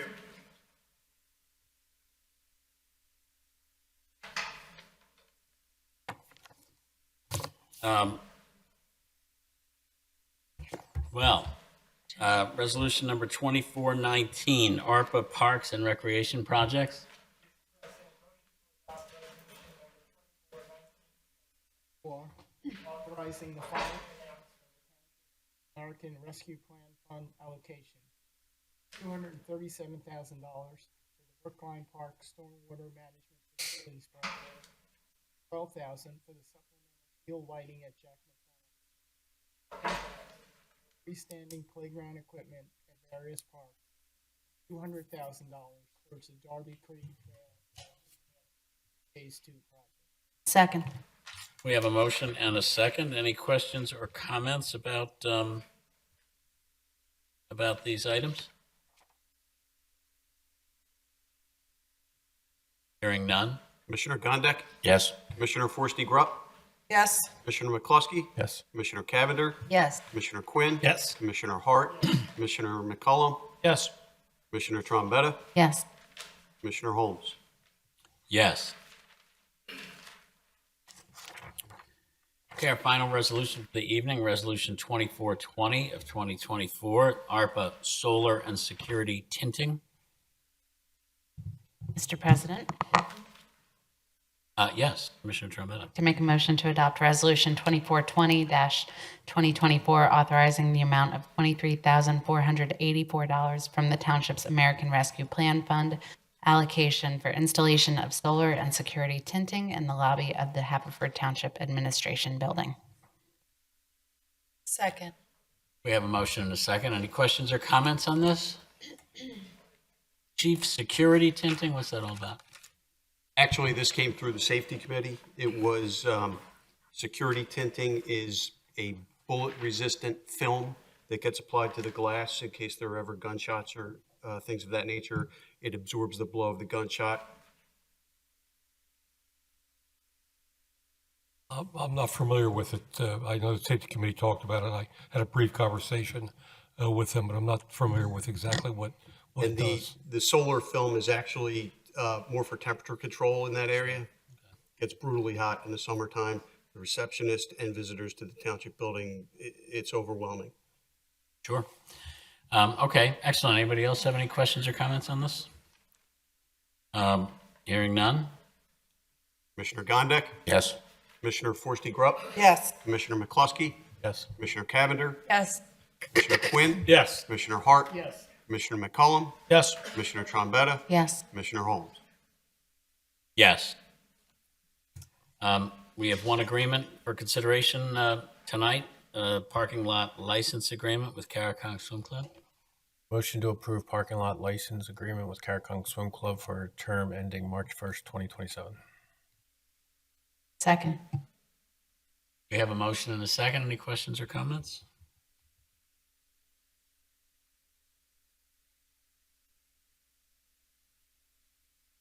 This is an agreement whereby we are able to address some of the parking issues for our Little League field. Is that correct? Well, yeah, for the Little League field, but for Caracon Township Park, which is the Little League field. But will hopefully alleviate, at least temporarily, some of the parking issues that were faced earlier this spring, and give us some time to work with the Little League and explore other opportunities, and hopefully give the swim club some time to welcome other visitors to the parking lot while they explore options for improvements to their parking lot. Terrific. Thank you, Commissioner McCluskey. Any other questions or comments? Hearing none. Commissioner Gondek? Yes. Commissioner Forresty Grubb? Yes. Commissioner McCluskey? Yes. Commissioner Cavender? Yes. Commissioner Quinn? Yes. Commissioner Hart? Yes. Commissioner McCollum? Yes. Commissioner Trombetta? Yes. Commissioner Holmes? Yes. We now move to contract awards. First, awards to 4 contracts for consideration for the stadium locker room. We'll deal with each individually. Mr. President, motion to enter into a professional services agreement with BKP Architect LLC for construction administration services related to the stadium locker room renovation project at a fixed fee of $25,600. Second. We have a motion and a second. Any questions or comments on this? Hearing none. Commissioner Gondek? Yes. Commissioner Forresty Grubb? Yes. Commissioner McCluskey? Yes. Commissioner Cavender? Yes. Commissioner Quinn? Yes. Commissioner Hart? Yes. Commissioner McCollum? Yes. Commissioner Trombetta? Yes. Commissioner Holmes? Yes. Mr. President, Yes. motion to award the general construction contract in the amount of $739,833 for the stadium locker room renovation project to SB Conrad, Inc., submitting the lowest responsible bid. Second. All right, we have a motion and several seconds. Any questions or comments on this? Hearing none. Commissioner Gondek? Yes. Commissioner Forresty Grubb? Yes. Commissioner McCluskey? Yes. Commissioner Cavender? Yes. Commissioner Quinn? Yes. Commissioner Hart? Yes. Commissioner McCollum? Yes. Commissioner Trombetta? Yes. Commissioner Holmes? Yes. Mr. President, motion to award the HVAC construction contract in the amount of $212,000 to Myco Mechanical, Inc., submitting the lowest responsible bid. Second. We have a motion and a second. Any questions or comments on this? Hearing none. Commissioner Gondek? Yes. Commissioner Forresty Grubb? Yes. Commissioner McCluskey? Yes. Commissioner Cavender? Yes. Commissioner Quinn? Yes. Commissioner Hart? Yes. Commissioner McCollum? Here. Yes. Okay. It's late. 3 hours. Yeah. Commissioner Trombetta? Yes. Commissioner Holmes? Also here. Yes. And, Mr. President, finally, motion to award the electrical construction contract in the amount of $236,680 for the stadium locker room renovation project to AJM Electric, Inc., submitting the lowest responsible bid. Second. Any questions or comments? Hearing none? Commissioner Gondik. Yes. Commissioner Forresty Grubb. Yes. Commissioner McCluskey. Yes. Commissioner Cavender. Yes. Commissioner Quinn. Yes. Commissioner Hart. Yes. Commissioner McCollum. Yes. Commissioner Trombetta. Yes. Commissioner Holmes. Yes. That concludes our stadium contract awards. We're now going to consider awards for the library. There are 3 separate ones we have to deal with, and I'm told we need to deal with each one separately. But Mr. Matthews is here perhaps to address all 3 of them for us now. He wanted to talk about this. He wanted to Yeah. talk about this, I think. So we have, I know we have a contract to Detweiler Roofing for replacing the roof over the vintage portion of our library from 1979. A contract for 836 to Kofco for new book shelving under our CoStarz contract, and a change order in the amount of $45,000 with Bernardin LLC. The change order, the third one, quick explanation about that? Sure. The architect's contract was a not to exceed, billed monthly. There was, I think, a lot more involved, a lot of back and forth to the library, so they spent a lot more time than originally anticipated. Some of this fee is going to be back charged to the general contractor because they had a lot of excessive submittals that were unnecessary, so we are going to recover probably at least 10,000 of this, maybe a little more. So that's still to be determined, but it is a fair and reasonable request for Bernard to get through the end of the project in April. Okay, so in your experience, this is not something unusual? No, Not something we should deny? no, and it's all within the presented contingencies to date. The other 2 awards, the bigger one for the new book shelving, that's always been one of our contracts to do, and now's the time to do it? That's correct. We had mentioned last month that we'd be coming back. So this is one of 2 packages. So this is just the bookshelves themselves, and then we'll be coming back next month with all the loose furniture in the building. So I know it had been asked at the last meeting if we were going to be within the project budget. So the library has chosen not to do extensive value engineering, and the library board has voted to cover. There is a little bit of an overrun on the total furniture budget, but they're going to cover that cost. So there is no change to the project budget. Perfect. It's good news. And finally, the contract with regard to the roof, that is also something that's been planned? So actually, this was after a lot of back and forth with the roof consultant. And the original design was not to replace the roof. Without getting into the crazy weeds, it's a much better product to redo the roof on top based on the roof consultant's recommendation, and the contractor that's on board gave a terrible price. We negotiated, and frankly, we're saving tens of thousands by going using the CoStar to get the roof replaced. So this isn't the true net add to the project. There was actually a $52,000-ish credit. Yes, it was a roughly 55,000 credit for some insulation that was built in the construction. That was taken back. So it is essentially amounts to around 70,000. And now your entire building is a brand new roof. It's a 40-year plus roof that you won't have to touch for a very long time.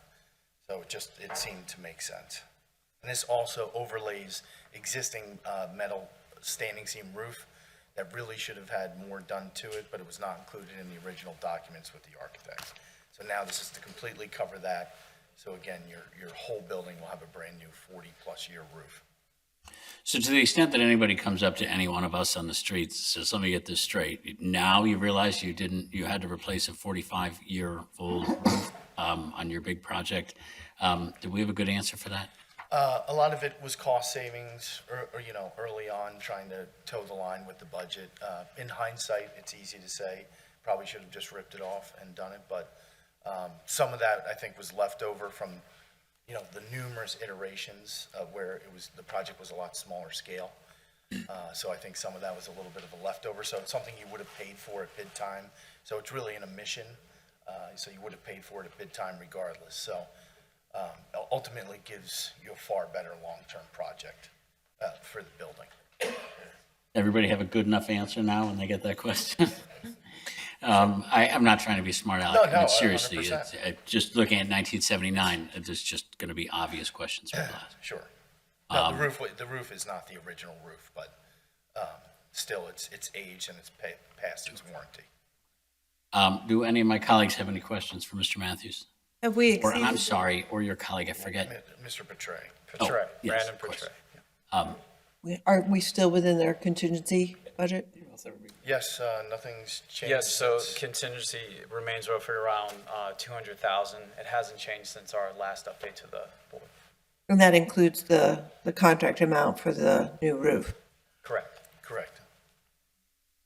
Good, thank you. Any other questions or comments for our? With regards to all the furniture that we're buying, is there any concerns about supply chain and it getting here on time? Or, I mean, is this all like readily available stuff that won't push back any deadlines? No, the longest lead time was. So the longest lead time is the shelving. That's why we're bringing that package to the board first to get that released in time for the opening. March installation. Yeah, March installation. Perfect. Thank you. Is there anything else you'd like to add? No, I think at the moment, things are moving along and remain on schedule and on budget. Terrific. Thank you. I'll now entertain the first motion for the first contract. Mr. President, Yes. a motion to award a contract in the amount of $125,160 to Datwyler Roofing to replace the roof over the 1979 portion of the building of the library, which had been scheduled to remain under CoStar's contract number 008-E22-762. Second. We have a motion and a second. Any questions or comments? Hearing none. Commissioner Gondik. Yes. Commissioner Forresty Grubb. Yes. Commissioner McCluskey. Yes. Commissioner Cavender. Yes. Commissioner Quinn. Yes. Commissioner Hart. Yes. Commissioner McCollum. Yes. Commissioner Trombetta. Yes. Commissioner Holmes. Yes. I will consider another motion. Mr. President, a motion to award a contract in the amount of $836,595.55 to COF Company for new book shelving at the library under CoStar's contract number 035-E23-197. Second. We have a motion and a second. Any questions or comments? Hearing none. Commissioner Gondik. Yes. Commissioner Forresty Grubb. Yes. Commissioner McCluskey. Yes. Commissioner Cavender. Yes. Commissioner Quinn. Yes. Commissioner Hart. Yes. Commissioner McCollum. Yes. Commissioner Trombetta. Yes. Commissioner Holmes. Yes. And the last award. Motion to approve a change order in the amount of $45,000 with Bernardin LLC for additional construction and administration services related to the Haverford Township Free Library renovation and expansion project. Second. We have a motion and a second. Any questions or comments? Hearing none. Commissioner Gondik. Yes. Commissioner Forresty Grubb. Yes. Commissioner McCluskey. Yes. Commissioner Cavender. Yes. Commissioner Quinn. Yes. Commissioner Hart. Yes. Commissioner McCollum. Yes. Commissioner Trombetta. Yes. Commissioner Holmes. Yes. Gentlemen, thank you. Thank you. Have a good night. Appreciate it. Thank you. Our next consideration is a Public Works contract. Mr. President, I'd like to make a motion to award a contract in the amount of $23,484.37.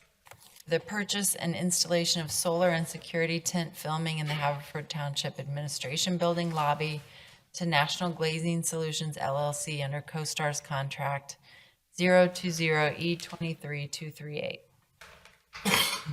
Second. We have a motion and a second. Any questions or comments about, well, we talked about this a minute ago. Any questions, comments? Hearing none. Commissioner Gondik. Yes. Commissioner Forresty Grubb. Yes. Commissioner McCluskey. Yes. Commissioner Cavender. Yes. Commissioner Quinn. Yes. Commissioner Hart. Yes. Commissioner McCollum. Yes. Commissioner Trombetta. Yes. Commissioner Holmes. Yes. Next contract for us to consider is one contract with the police department, or on behalf of the police department. I'll entertain a motion. Motion to award a contract in the amount of $41,815.15 for the upfitting, purchase, and installation of emergency lighting for two Chevrolet Blazer EVs to Havas Inc. under CoStar's contract 012-E24-365. Second. Any questions or comments? Chief, these are EVs, these are electric vehicles? Yes, these are electric vehicles, correct. Any other questions or comments? Hearing none? Commissioner Gondik? Yes. Commissioner Forresty Grubb? Yes. Commissioner McCluskey? Yes. Commissioner Cavender? Yes. Commissioner Quinn? Yes. Commissioner Hart? Yes. Commissioner McCollum? Yes. Commissioner Trombetta? Yes. Commissioner Holmes? Yes. We have two contracts to consider for emergency medical services. Entertain the first one. I'd like to make a motion to award a contract in the amount of $142,250 to remount, refurbish one emergency medical services chassis to P Fund Superior Sales under a specialized service exemption. Second. All right, we have a motion and a second. Any questions? Maybe somebody can tell us how to pronounce that. Is that fund? Fund? I believe the P is silent. Punchline to that, and I'm not going to say it. Okay, excellent. So, any other questions or comments? Hearing none? Commissioner Gondik? Yes. Commissioner Forresty Grubb? Yes. Commissioner McCluskey? Yes. Commissioner Cavender? Yes. Commissioner Quinn? Yes. Commissioner Hart? Yes. Commissioner McCollum? Yes. Commissioner Trombetta? Yes. Commissioner Holmes? Yes. And another contract in EMS?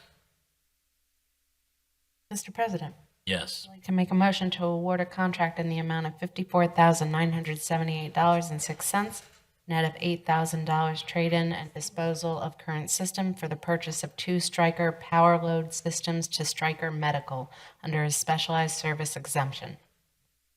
Second. We have a motion and a second. Any questions or comments on this contract?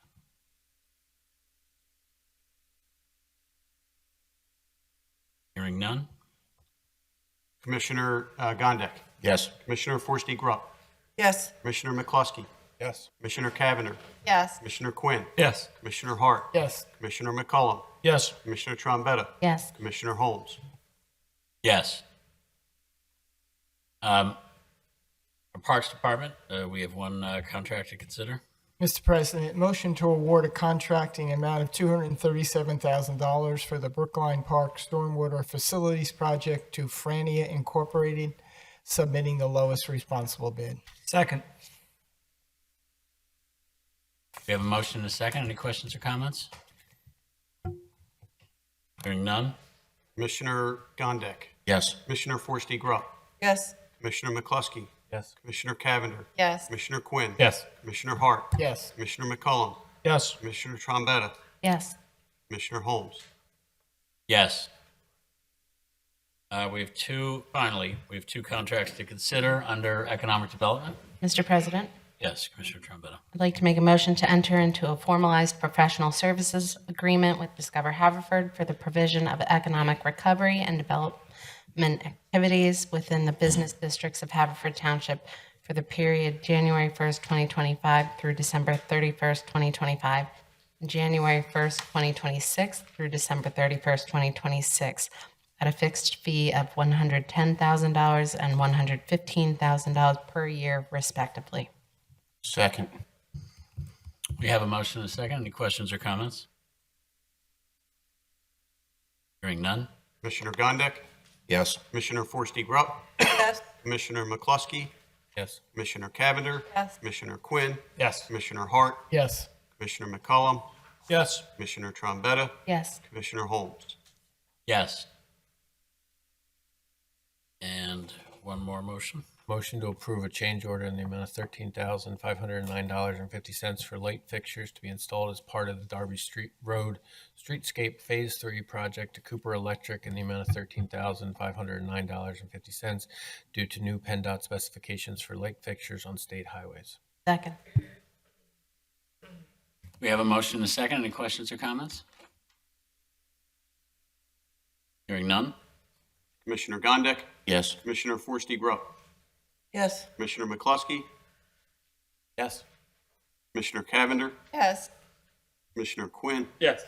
Commissioner Hart, Commissioner McCollum, Yes. Commissioner Trombetta, Yes. Commissioner Holmes. Yes. That ends our contract awards. Thank you all for sticking through this, and to members of the public. We now move back to the Citizens Forum for non-agenda items. As always, I'll start here on the left. Yes? Actually, an agenda. Oh, bring it. Yeah, well, I wanted to wait till the discussions. First of all, it's both in reference to stormwater management, Michelle Alvarez. I'd like to thank you for approving the project for the Brookline Park because we desperately need to move ahead with this park. And so as not to cause any hardship on the neighbors around the park when we pave paths and put a new basketball court in, we need to do this stormwater management. It's in a section of the township that doesn't have stormwater management. And that leads to the second thing, and I echo on Commissioner McCluskey's support of our stormwater management ordinance, reducing it to 500 feet. Many sections of this township do not have stormwater management systems. I live in one of those neighborhoods. I live in a 98-year-old house in a twin neighborhood where we have 25-foot wide properties.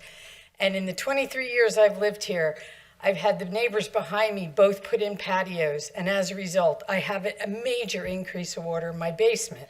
We already had a French drain and a sewer septic pump in there, and it doesn't keep up. It's because there's so much less impervious surface. After Kathleen Court was built, our entire neighborhood had to put French drains and some pumps in. And as a result, you know, we're the ones suffering the hardship, not the person who put the patio or the deck in or what have you.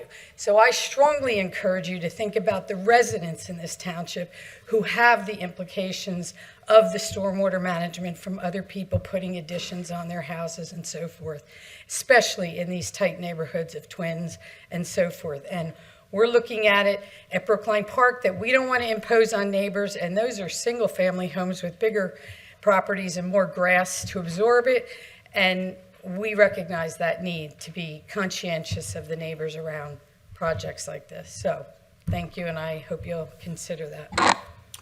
Thank you. Anybody else in the first row? I didn't say this, but I am going to try to keep people to 3 minutes, but go ahead, Mr. Bailey. 3:25 coming. Thank you for working with us, my neighbors, keeping the communication open of your attempts at trying to alleviate the problem that the township created. Hearing about this data was the first time we'd heard about that, who you surveyed, and we'd like to have that data shared with us if possible. I mean, the sound study data has been shared with us, and is that something that you can provide? Without this becoming a two-way discussion, I was told last time this isn't a discussion. Oh, no, but I appreciate your question, and I'm sure I'll Information from Mr. Berman. We'll see what I can track down. Thank you. we'll share anything we have Thank with the residents. Second row. Yes. Oh, Mr. Lee, and then Mr. Hall.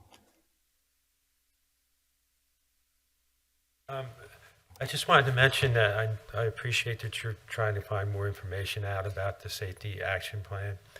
The big question that I have, and I think other people have, is what's happening on the state roads. And in the second part of the draft safety action plan that was put up from last July, they have a whole bunch of stuff with a advisory committee, with people from Delaware County and the a planning commission. It'd be helpful if we could find out more about that, because in the plan you usually want to hear about what the interventions are. So in Safe Streets for All on the township roads, I understand perfectly what's going to be done on those roads. I have no idea what they're going to do on state roads. So if that could be addressed, that'd be great. Thank you. Absolutely. Yes, Mr. Hall. Good evening, Todd Hall, on the subject of pedestrian safety, traffic safety. There are a variety of sources of bad driving behavior. There's also a large amount of delivery traffic compared to 10 years ago. It used to be pizza drivers in the evening. Now it is all hours of the day. Certainly not all delivery drivers are bad drivers. However, when someone's making a time-sensitive driving behavior, the increased risk goes up.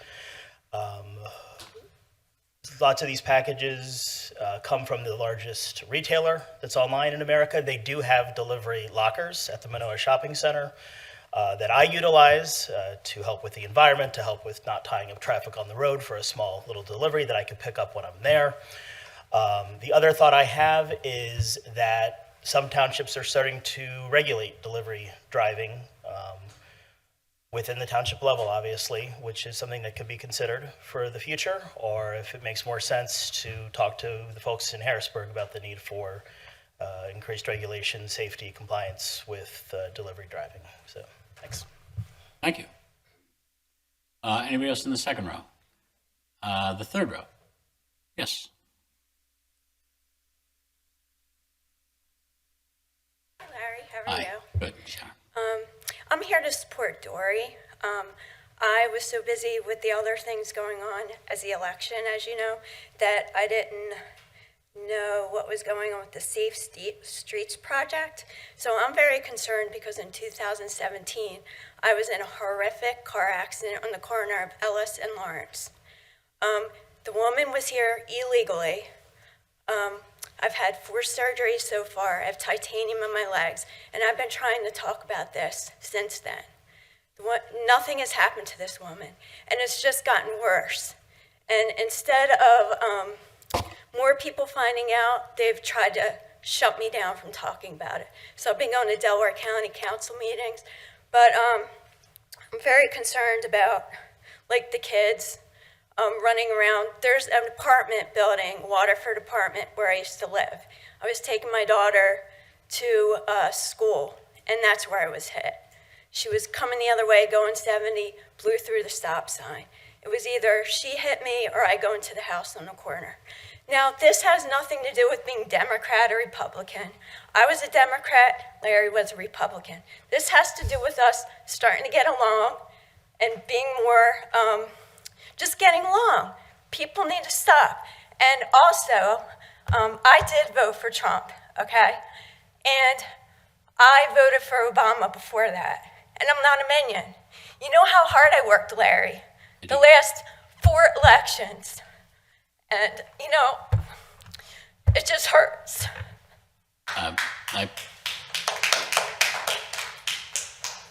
I appreciate that, Sharon, and I will address that at the end of the meeting. Sir? How you doing, guys? My name's Tevin from the 9th Ward, because I thought I might call him. And I've been listening all night, hearing everybody's stories and everything, and talking about, like, you know, with the roads and like with traffic and everything. So I want to address, like, one thing is, so I work by, like, Adam Mechanical, and there's, like, by Darby Road, in the middle of Darby Road and Westchester Pike, there's no do not enter signs. You would I'm sorry, if I could just, I don't have a map, if you guys just think about it where it is. It's like right in front of Adam Mechanical, and there's like an intersection of Darby Road and Westchester Pike. There's literally like a do not enter sign, and for the 7 years I worked there, I've seen so many cars just go down that road so many times, it's a one-way street, and thankfully no accidents have occurred. I mean, I saw like a big rig and everything there. Thankfully, that didn't hit anybody, but it was taking them a while to back up. So that's something that I think you guys should look into that and have like someone add like do not enter signs, because like I said, I've seen, I think like maybe over 20, 30 cars just go through there. And also really disappointed tonight about how like there's like way too many agendas, and I think kind of needs to cut down. And I feel like you guys kind of like are just taking your good old time, and I'm not really happy about that. You know, some people got, some people work, some people work late. Some people and some people get tired, and they want to get as much information. But I think you guys need to cut down on that. So I'm just a little frustrated. But that's all I gotta say. Thank you. Thank you. Thank you for your comments. Anybody else in that row? The next row, sir.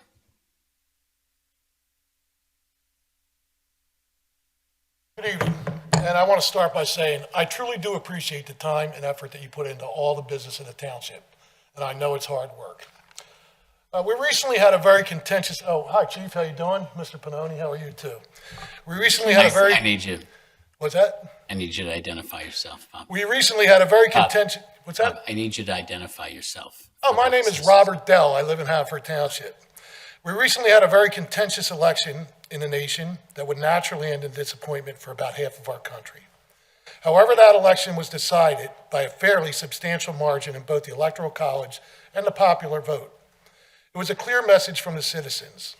I watched social media, and of course there were very loud, angry, and hateful posts from the disappointed people, which is natural from the extremes on both sides given the intensity of this election. What really caught me off guard was this. A fairly recognizable gentleman in the township has been speaking very eloquently on respecting the results of elections and unifying when elections are decided. This man is a wordsmith and leaves nothing unclear. However, in the days after the election, he wrote a long monologue on the results of the election with very precise wording. He referred to the president-elect as an autocrat and his supporters as insubstantial minions. Man, that pisses me off. When I commented that he was being a sore loser and the majority of Americans by 3 million were not insubstantial minions, I was commented toward by a close relative to his, and I'll keep that private for the respect of a female, Thank you. asking whether it was my small intellect or my small genitalia size that made me so hateful. Is this where we are? If you disagree, now it's hate, especially since that person had on their cover page, above all, be kind. There's not a non-hateful person alive. We all disagree at times if that's the case. This eloquent man is right here.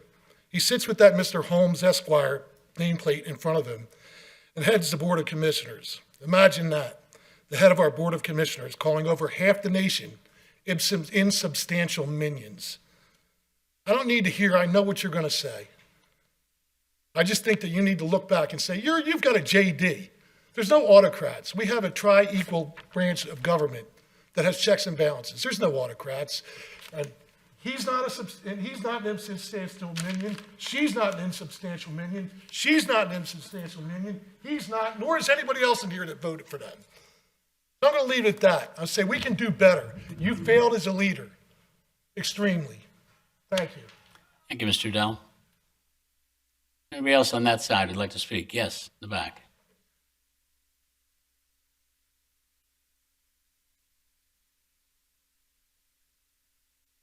Hi, my name's Michael McNally. I live at 2814 East County Line Road. Oh, we missed you. Oh, yeah, I know. I didn't know the rules, so. But this is wild. It's a lot of fun. You guys are hard workers. So, East County Line Road, I've lived down there for 10 years. I own some businesses there. I see a lot of potential. So, the one problem that's easily solvable is the 2800 block of East County Line Road. It's a pretty big block, and I'm literally the only guy with an address on that street, and that is the street. It's literally 7 abandoned cars that have been there for months, and that's the way it goes for the whole 10 years. I've talked to the sergeant that's in charge of enforcing the parking, and there's no rules that anybody's breaking by abandoning cars there. So there's a garage around the corner that does inspections. When they don't pass inspection, they leave them there. So the other thing on County Line Road is that block is the section that floods. So I'm guessing the township doesn't want to encourage people to park there by putting meters and then having their cars flood, because it doesn't match the rest of East County Line Road. So that's like not a huge problem, but I guess getting the abandoned cars off the street would make the whole thing be a way better entrance to that commercial district.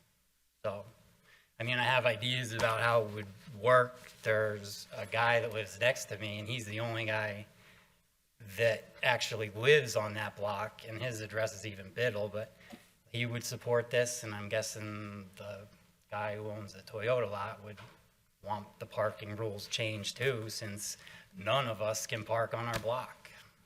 And we're all getting tickets because we have to park at the meters.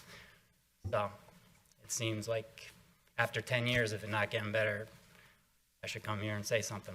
Well, I appreciate you doing that. Thank you. All right, well, good luck. Thanks. Thank you, Mr. McNally. Anybody else on the left-hand side? Anybody here on the right? Hearing none. Thank you. Thank you all for your comments. Mr. Dell and Ms. Devaney, I will address that at the conclusion of the meeting at my time to speak. Thank you both for staying and for speaking. Thank you for the comments, additional comments about safe streets and also about our water ordinance. Chief, I trust will look into this issue with the cars on County Line and Chestnut. I think I do. Let's speak after the meeting. And thank you again, Mr. Kelly. All right, next on our agenda, does anybody have new business to bring before our board? Hearing none, we'll go to other business. Mr. Gondik. Thank you. It's late, so I'll try to keep this as brief as possible. Just a quick reiteration of something that was brought up at the very beginning of the meeting, that the township email is down and may be down for another couple days. If anyone emailed any of the Board of Commissioners within the last couple days, that email might never get to us. So please give us a call or shoot us a text, or if you have an alternative email, send it to that. Leave pickup for the first ward. The only real announcement I have for first ward is just to reiterate that the second and final leave pickup is currently scheduled for the week of Thanksgiving. So please have your leaves out by Monday, November 25th. I believe they ask you to have them out by 6 in the morning. That being said, in conjunction with the leaf pickup, just a reiteration that as a township, and I believe actually as a county, we're under a burn ban. It's been very dry conditions out, so any kind of spark or fire can quickly get out of control. So please honor the burn ban and be conscientious of that. I'd like to say thank you to the entire Board of Commissioners for approving the stadium funding and look forward to seeing that project commence and get completed. And then lastly, just an early Thanksgiving to everyone. Happy Thanksgiving. And I hope everyone has safe travels and enjoys time in whatever their endeavors are. Thank you. Thank you, Commissioner Gondik. Commissioner Forresty Grubb. I'd also like to remind Ward 2, just like Ward 1, we have our leaf pickup before Thanksgiving. So it's a great way to exercise so you can eat all the turkey and pumpkin pie that you want on Thanksgiving Day. The other thing, I would like to congratulate the library, the Haverford Township Free Library, for having a very successful Dewey Decimal run and walk on November 2nd. They had 244 registrants, which is one of the largest numbers they've ever had. So that's terrific. I also want to congratulate Commissioners, I think it was McCluskey and it was Mr. Jerry and Laura Cavender were also at the Dewey Decimal Run. So that was lovely. The other thing that I'll make it really quick, in terms of public street safety, it is in everyone's hands to make our streets safer by obeying the speed limits and obeying the stop signs. I was standing talking to a neighbor and I watched another neighbor roll right through the stop sign. So we all have a responsibility to respect those stop signs, all of us. And it's really important to fully stop, because you never know when a kid is going to come whipping around on one of those illegal electric scooters, or some ball is going to bounce in front of the car. So I'm just asking everyone to obey our street signs. Thanks so much, and have a wonderful Thanksgiving. Thank you. Thank you, Commissioner Forresty Grubb. Commissioner McCluskey. I do have to congratulate Commissioner Hart for doing the Dewey Decimal Run, since I did call him out last month, and then No excuses. I had a family, some kids events changed times and I couldn't make it, but no excuses. I am doing the Gobble Wobble 5K at the Y on Thanksgiving Day. So I don't know since it's not a township event, if I'll get credit for that. But just quickly, Commissioner Trombetta and I are hosting a town hall for 3rd and 4th Ward residents tomorrow in this building, in this room at 7 o'clock. So any 3rd or 4th Ward residents, or really anybody who wants to come, we're having a town hall, a little bit smaller discussions, open forum. And then just a reminder that the preliminary budget presentation and meeting is November 18th. Commissioner Berman will present the budget and it'll be publicly made available the day after that. And then there'll be a second vote at our meeting on December 9th. And that's all I have. Thank you. Thank you, Commissioner McCluskey. Commissioner Cavender. This week is leaf pickup for the 5th Ward, and our second week is December 9th. But I just wanted to say a quick word about about 8 years ago was the day that I first considered running for office. And, it came out of a feeling of frustration, being demoralized.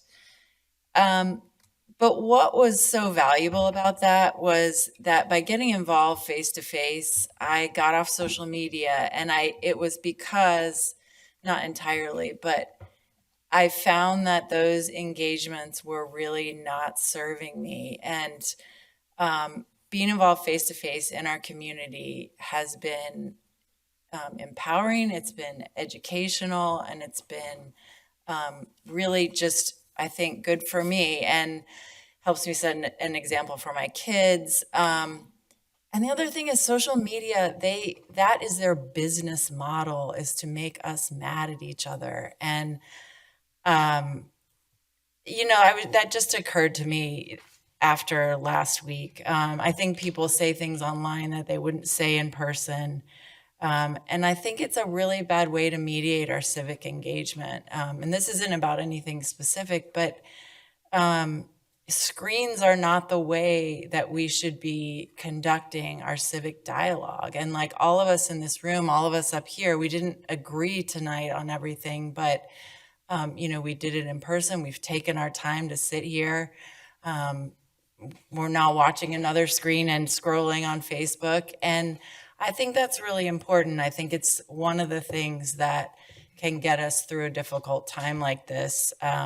For some people, for me, I find it very frustrating and worrying for the next 4 years. So I would just encourage everybody, especially if you're feeling demoralized, to put your energy in person towards the things that are important to you. Maybe that's locally, maybe it's at a different level, but fighting for what you believe in and your values and fighting for other people isn't easy, and it doesn't happen overnight. So I just ask you not to tune out, to stay involved, and to stay involved face to face. Thank you.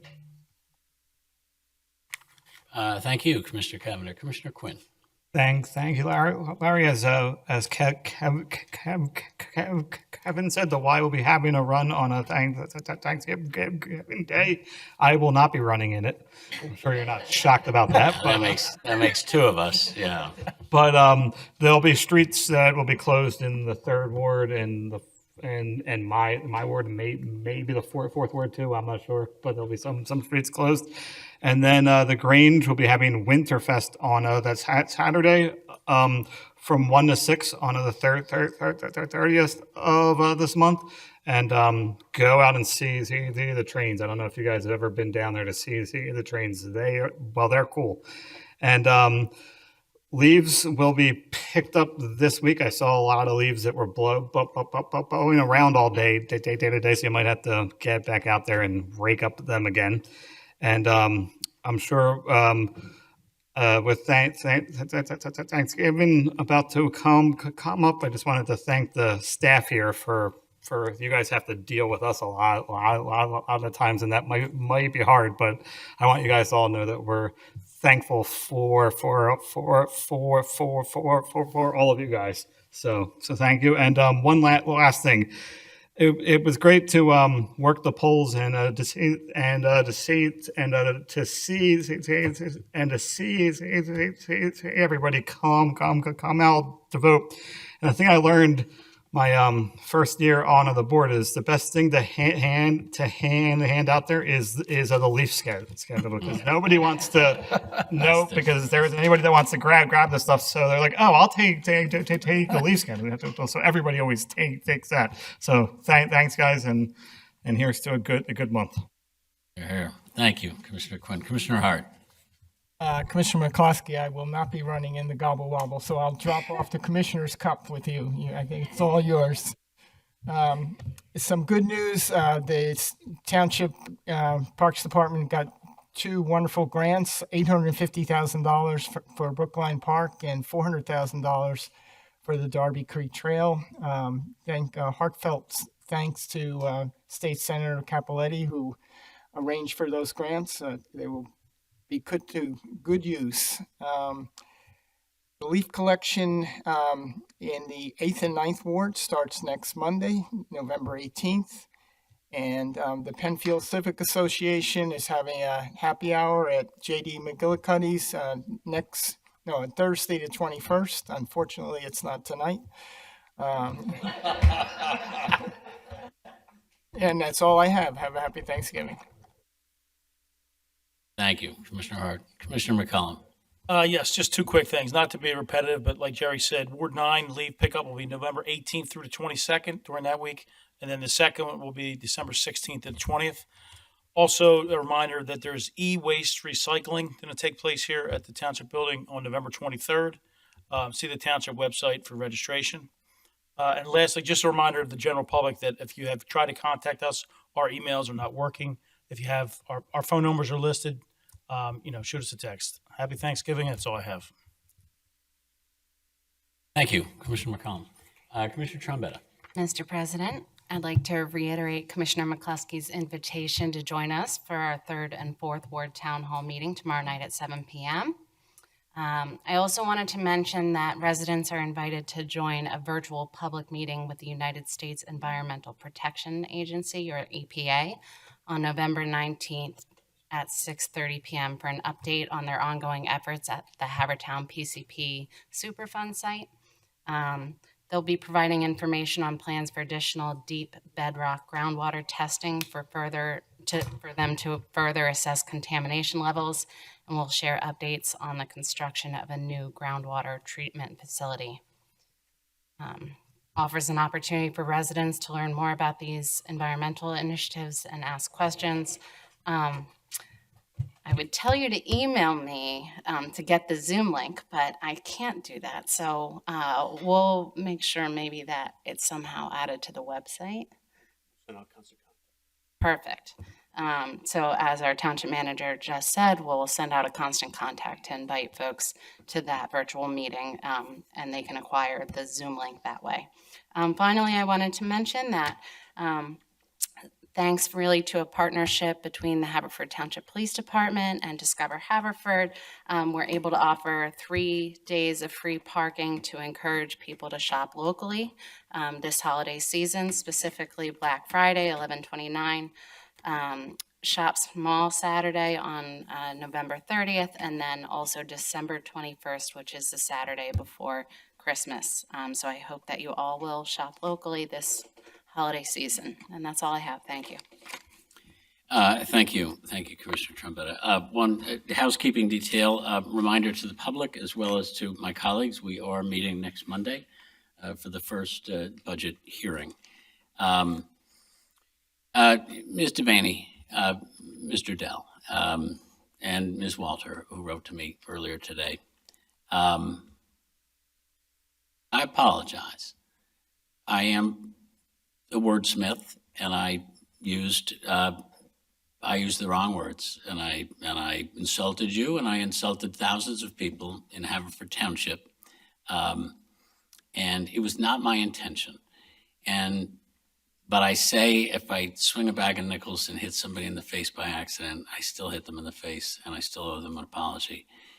It had been my goal to refer only to those people around the president, but that does not excuse what I said in that post. I've taken that post down, and I do not try to discount any offense that you took or that anybody took who's watching this now. It was my goal that day to try to send a positive message, and that positive message was lost with 2 words that I used and shouldn't have. I may not appreciate at the end of the day how it all came out, but I appreciate that you stayed tonight, both of you, the whole length of one of the longest meetings in years, to say what you said. And so I'm not going to give you any kind of, I'm sorry if you were offended. I simply apologize. I apologize that you are offended. I apologize to everybody in Haverford Township and anybody who's watching. I know the power of words, and I use them carefully. My message remains the message that I sent, which was one of positive, of the America that I believe we are. My message that week earlier, Mr. Dell, was of an America I knew versus an America that I fear. You did have a problem with the other word I used, autocrat. We may disagree on whether I was wrong to say that, but I hope I'm wrong in fearing that. But it is important that you folks came out, and I just wanted to tell you that I apologize. Thank you for coming. Thank you for staying. I apologize to any of my colleagues who may feel like I had directed that comment at them. And I'm not going to make any foolish promises, like I won't keep posting. And I'm sure I will say things that are going to make people angry. Now that the tension is a little bit out of the air, I'll just tell a quick joke and then finish with a funny line. And the quick joke is something the chief will appreciate. It's about a guy fighting a speeding ticket. And he goes to the judge and he says, "Your Honor, I was just going as fast as everybody else, but the cop pulled me over. I think that he singled me out." And the judge says, "Well, it sounds very serious." And he says to the police officer, "Can you explain yourself?" And he said, "Well, I just turned on my siren. This guy pulled over." So I say that I wish everybody didn't think that I said those words about them. But they did. And as I said, I apologize. And with that, I will entertain a motion to adjourn. So moved.